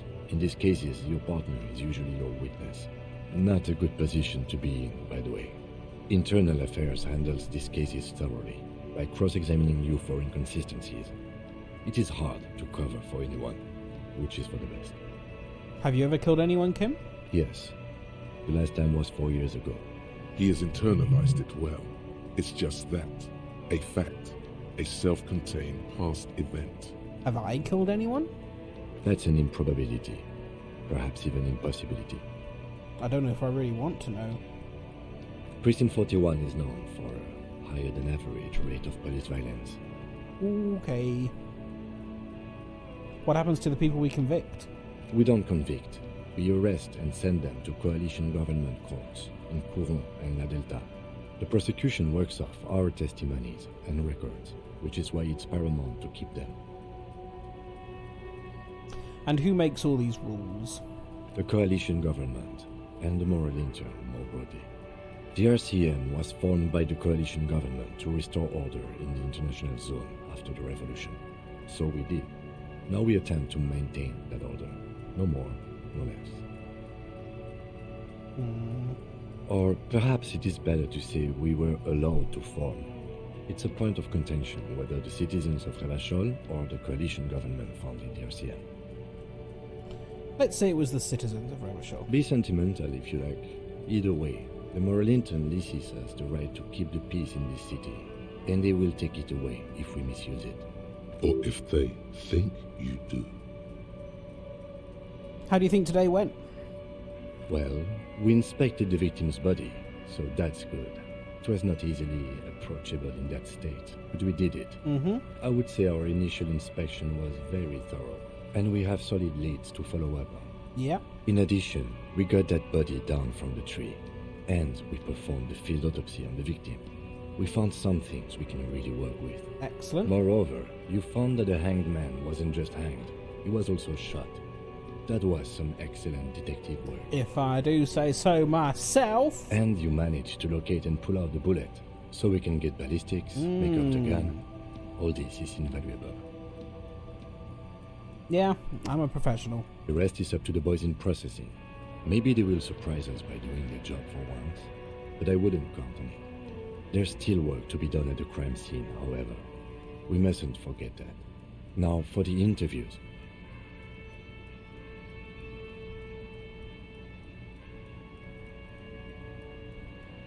The initial interviews? Yes, well, we talked to some people.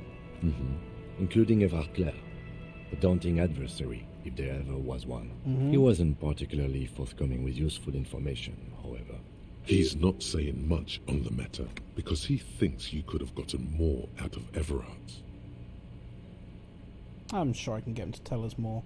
Claire also helped you, how should I say, remember your name? That's a relief. Big relief. It's a very serviceable name, too. Moving on. We talked to Joyce Messier, but didn't get any information from her. I have a feeling Joyce knows how dangerous the situation really is. We have to get her to talk to us. I need my badge! If Kim is emphasizing something this much, it really must be important. Above all, though, today was exhausting. What's with all the running? You run a lot. Is that a standard Precinct 41 practice?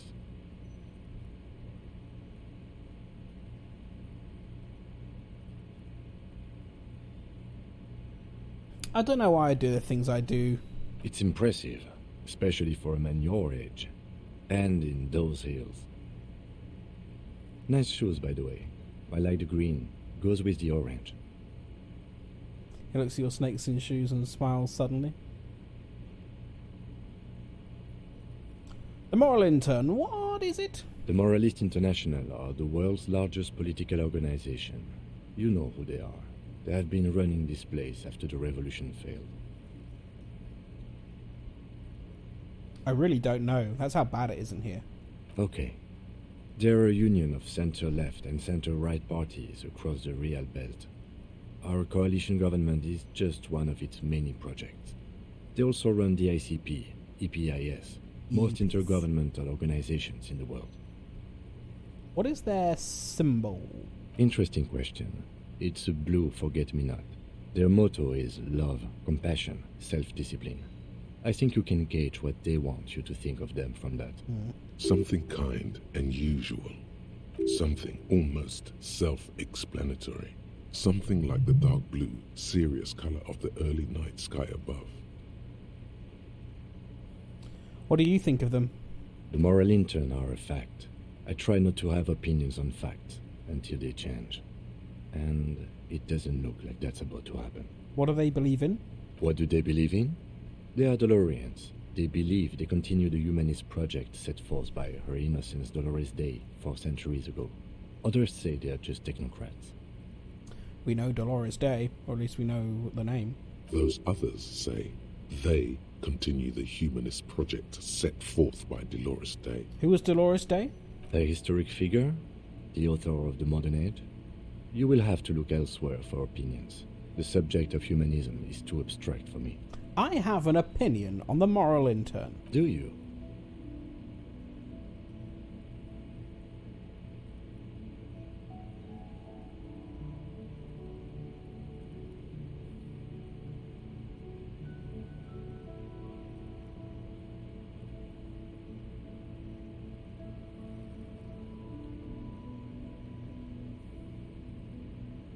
They've done an awful job here. Have you seen the place? This isn't humanism. We are in what is called the twilight of international law. The laws we claim to enforce come from the MI. Without them, we are simply vigilantes. Actually, vigilantes is okay with me. Then you will adore Martinez. For many of these people, the Union especially, vigilantes is precisely what we are. Personally, I don't enjoy it much. Thank you for this. Yeah, it's getting very cold now. Let's go. He puts the stub out and the cigarette and looks to the door.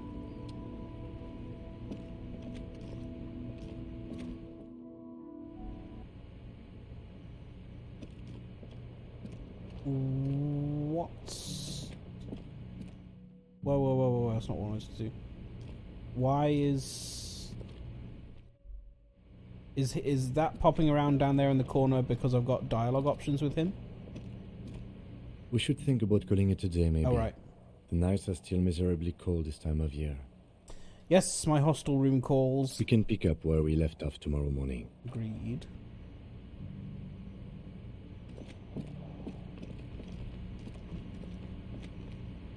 So, can you go to bed, please? Yes?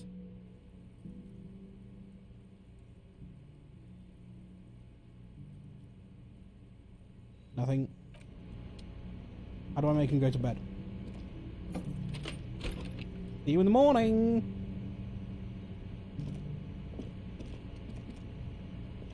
Bye. Okay. Let's go nick those boots.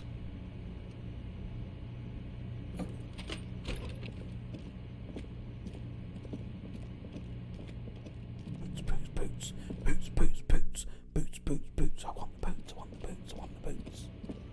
There's money in them boots.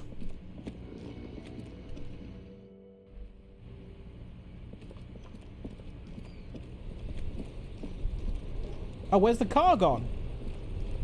Where's the car gone?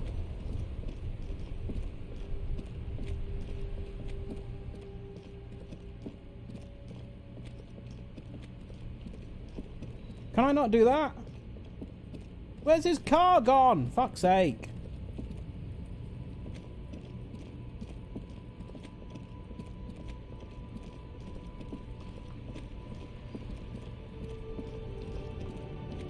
Where's he parked it?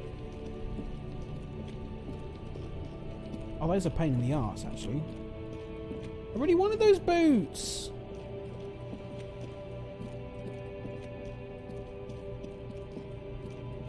Fuck.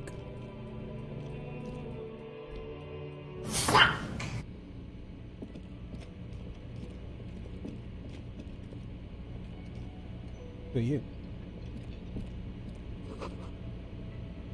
This is the water cooler. This is a person. What's this? Nosafed. Delicious. Okay, bedtime then, I guess.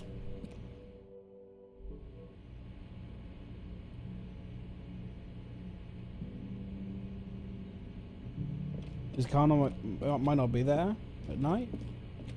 The game told me that I could have his boots if I nicked them from the bag at night. The game lied to me. Okay, there was a task about washing. Wash off the death smell. You reek of death. Wash it off. There's a bathtub in your room. Presumably, do I need to actually go through the actions of getting undressed, or will it do it for me? This is not the cleanest bathtub in the world, but it's cleaner than you are right now. Ah, that soap scum smell. It smells like life, at least compared to you. Run yourself a bath. The bathtub slowly fills with water. The water beckons. Undress, close your eyes and The submerge. water is only lukewarm, but still comforting. Like amniotic fluid. A few beer cans are bobbing up and down along your flanks, like sad duckies. Oh, I'll take the beer cans Now, out. you are alone with your thoughts in the tub. But it's easier than being alone with your thoughts outside the tub. I'm going to linger in the tub a little. Your fingers grow pale and are covered with tiny whirls as the water cools. I'm going to imagine something. You see the corpse. You can still smell the cadaver on you. It's going to take more than one bath to get rid of that stench. Then, houses along a narrow street. A video rental. Darkness on the planet's curvature. Okay, get out. The waterline recedes as you stand. You are cold now. Your clothes stick to your still moist skin. But at least we're clean. At least we are clean. Now, is this where I'm sleeping? Oh, this fucking broken window. I paid for the broken bed is window. Cold and not particularly inviting, but it's yours. The sheets look awful. Crawl in. The sheets feel at once coarse and clammy against your skin. The bed sags beneath your weight as you stretch out and finally close your eyes. And then sleep. And then sleep doesn't come. But I want to sleep. Obviously, you're in bed with your eyes closed, but it's not happening. Why? Maybe it's the bed's fault. This is me every night. Check the pillow. Its synthetic filling has separated into hard lumps. The pillowcase smells oddly. Smells of alcohol and sweat. And grease. Oh, I'm going to need another bath in the morning, aren't I? Check the blanket. It barely covers your toes, stretching over your soft belly. This is your body here, intimate and warm, breathing. Such mood. Uh-huh. A bit tense in the muscles. Relax. Roll over to the other side. It's a little better. Colours, scenes, and half-formed phrases still litter your mind. Part of you is still trying to solve the case, isn't it? Who killed him? Who? This is also me every night. Not solving murder cases, but... Why do we have so many thoughts when we're trying to sleep? Something to do with...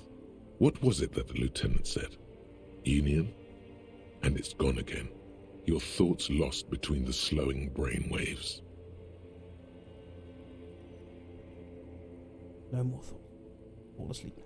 Your breathing steadies. A great silence washes over you until your eyelids twitch in your sleep and images start forming. Haven't looked at the mirror yet. I might have done at the very beginning. I can't remember.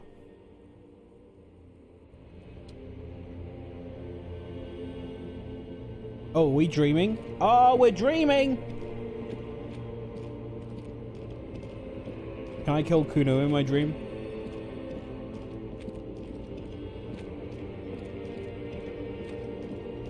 Ah, disco lights. Or is that me hanging? Oh, that's a bit grim under a disco ball. Do you remember the scent of your childhood? What is this? What it says on the can, Harry. Answer the question. I remember nothing. Do you remember your wife's hand on your face? You said, who? Do you remember the warmth of her thighs, between her legs and in her mouth? Tell me what this is. I'm not answering before you tell me who you are. You know who I am. I'm the bad day. The one where you ask her, and then later in the streets, wandering. It's the worst day of all time, Harry dear. And it's coming. She will hear about it on the phone. Reality will turn into a grotesque nightmare. This will be the last thing you did to her. Tell me, do you remember the love of your life? No, I don't. I left. Oh no, Funky baby, you stayed. It was the rest of it that left. Or you just stood there, with one hand on the bottle and the other on your dick, watching it go. Tell me, where are your friends? Human beings have friends, Harry boy. Where the hell are yours? I can get it all back. No, it's gone. 3 times gone and never coming back. You failed. You failed me. You failed Elysium. What's Elysium? Everything. The pale and the useless. On the surface. The outer magnetosphere. Burning, furious truth. 8,000 years of written history. You really dropped the ball, Harry. 4.6 billion people. And you failed every single one of them. You really fucked up. What?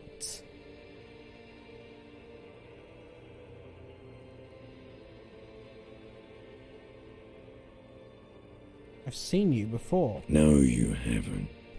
You're just sleep talking. And the act is wearing thin, too. The spots on the disco ball fade around you. You'll be back in those cold snakeskins in no time, sweating up the bed. Ancient reptilian brain.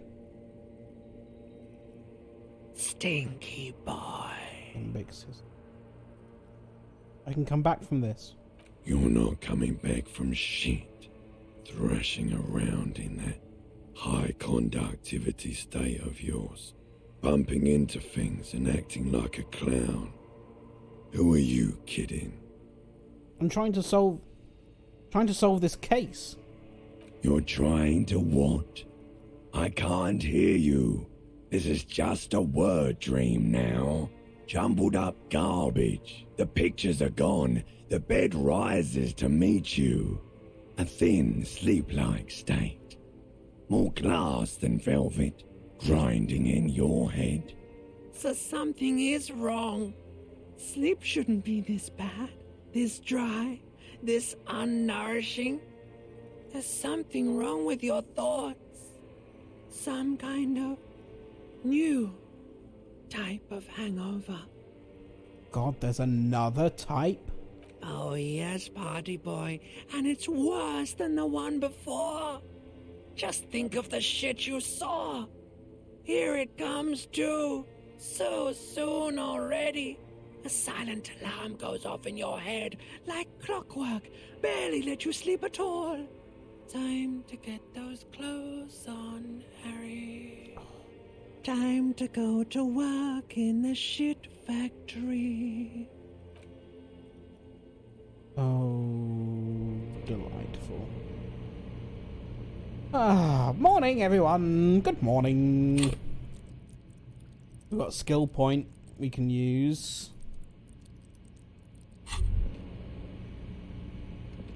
Good going, buddy.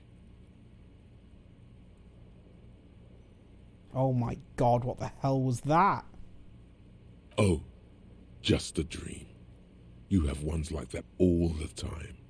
You feel even worse this morning than you did last night. What the hell is going on with me? You mean, why are you so tired? Too tired and down to even think? It is worrying, isn't it? You can't be a detective like this. Detectives need to be able to think. Why is this happening? It's just that your heart has finally pumped all the speed out of your system, Buster. Time to get some more. So we're sober? That's the issue? Don't do that. Stay strong. The hangover will wear off. You don't need to keep doing this to yourself. Wait, what is speed? Speed is a potent central nervous system stimulant. It kept you propped up all day yesterday, despite your debilitating hangover. How else did you think you even got up from this floor? You got up from this floor because of a holy vow you made 16 years ago. With me. To wake up exactly 7:30 every morning until the day you die. Oh, God. Don't be silly. There was no vow. You were high on speed. That was the only reason you got up. You can't detect without it. It's that simple.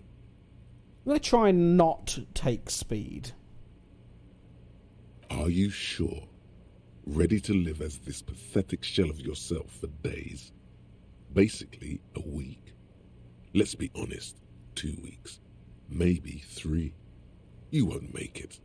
Half the town will be dead by then. You will be fired. That's a lie! I can do this without the speed. Half the town won't be dead. Suit yourself, slow, sad shell man. See how you do without your spark. Okay. Did we get a new task there related to that, or? No, I don't think we did. Okay,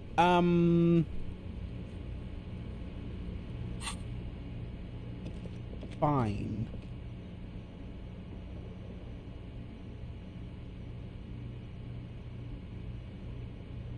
I think we're probably going to leave it there. But before I do, I just want to see if the car is there. Oh! Oh, is he already up?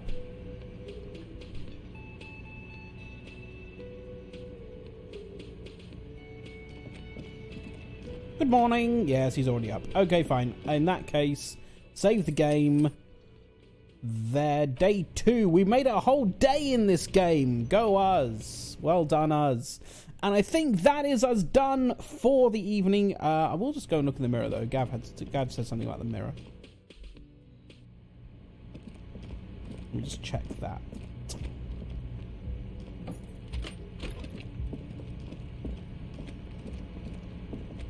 Is that the mirror?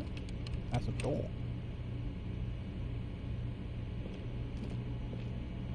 A mirror hangs above a bent and broken sink.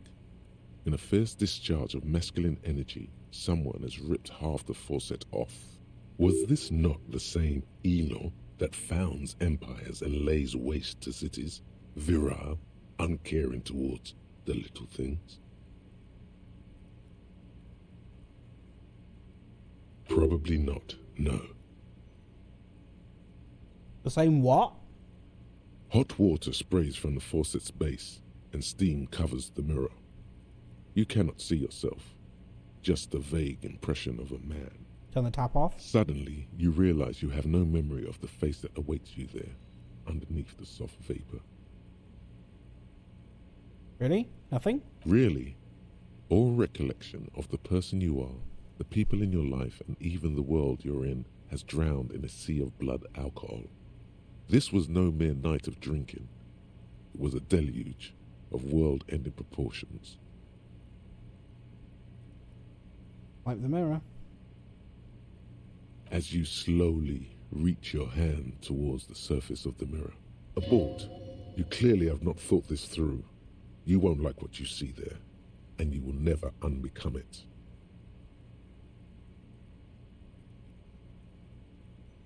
Maybe I should touch it first to make sure there's nothing wrong with my face. Yeah, there is definitely something wrong with it. What? What's wrong? Where to even begin? There is the bloatedness, then the swollenness. It's like there's an upholstery of alcohol underneath your skin. I'm sorry. Bet you are. Your nose feels like a small balloon in the middle of your face. It hurts when you honk it. It doesn't appear to be a particularly tiny nose either. Not with all the drinks it's absorbed for you. At least my tongue is okay. It's not. It's swollen and snail-like, wriggling between your fingers. Wipe the mirror. Behold. Looks alright. You have no idea who this thing is, do you? Of course I do. It's, some kind of superstar. I think I'm a superstar. It appears you're also dead. There's clearly rigor mortis on your face. Or wait, is that an expression? Are you trying to make an expression with that face? Why? I think it might be because I'm a superstar. Please stop. It's horrible. You're scaring yourself. No, this is what superstars do. You can't, can you? It's like it's not even voluntary anymore. You have worn that grin into your face, and now it won't come off. What does it even mean? What is the emotion you're trying to convey? Superstardom! You should check yourself for a pulse, superstar. From here it looks like a cadaverous spasm.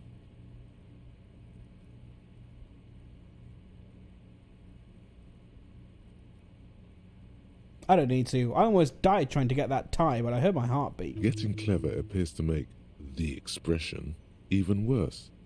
Now it's mixed with smugness. That's a high probability there. Dig deep into your mind to locate the source of the expression. Yeah, let's do that. It belongs in the new, the third decade of the current century. Enough time had passed from the failure of the revolution that, for a fleeting moment, free market economy seemed like the ultimate, uncontested way of life for our species. Things were good. It was smooth sailing. People made gold and champagne-tinted interiors and facades to suit the times. calling this the new style. But more importantly, disco happened. Disco! Forget about ostentatious orchestrations. For Revachol, your city, that meant only one thing. Guillaume le Million. If it doesn't rhyme, you're not pronouncing it right. Guillaume le Million. Out of the dazzling swirl of disco music, in an open-air boîte de nuit, somewhere in Revachol West, Guillaume's blonde mane appeared on the screen. He sang some bullshit. Then he made the expression.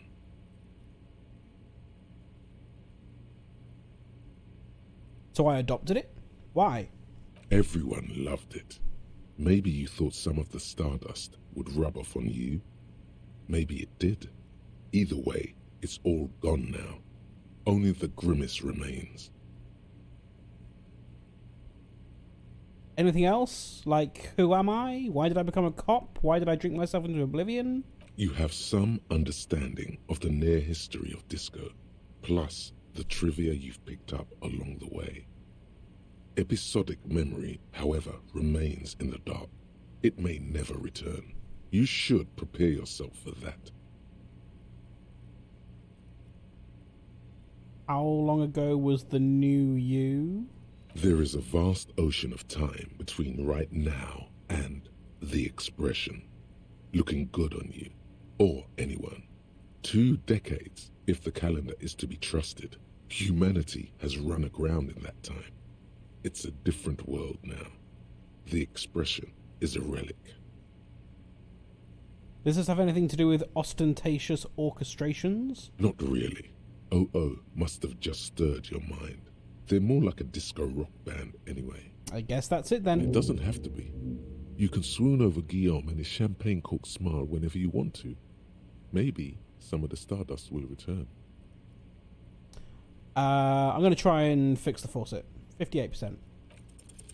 The faucet is quite terribly mangled, but you just might be able to twist its parts.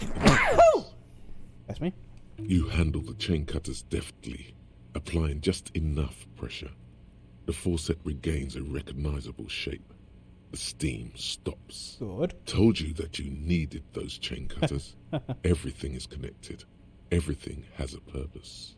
The mirror begins to clear slowly without you having to wipe it. Okay, we're not going to do that 8%. Raise electrochemistry and try and do better at that next time. Let the mirror be for now. Cool. Okay, that is actually where we're finishing now, because I, of course, forgot that any kind of interaction takes about 10 minutes in this game at least. So there's another new save. Let's be thank you. Okay, we're done. Thanks for hanging out. I'll be back at some point. I'm not sure when. I don't think I'm going to stream tomorrow. But you might catch me on Emma Pickle's stream in the evening if she's doing Euro Truck Simulator. Might truck with Emma tomorrow. Otherwise then I might be on Tuesday lunchtime. Tuesday lunch we'll do some Fall Guys. It's coming up on Fall Guys free time soon, I think. Only a couple more weeks before we can play for free. And we can have a big old party. Big old Fall Guys party. I'll try and post some kind of a schedule in the Discord if I can remember or be bothered. What should we do? What should we do? What should we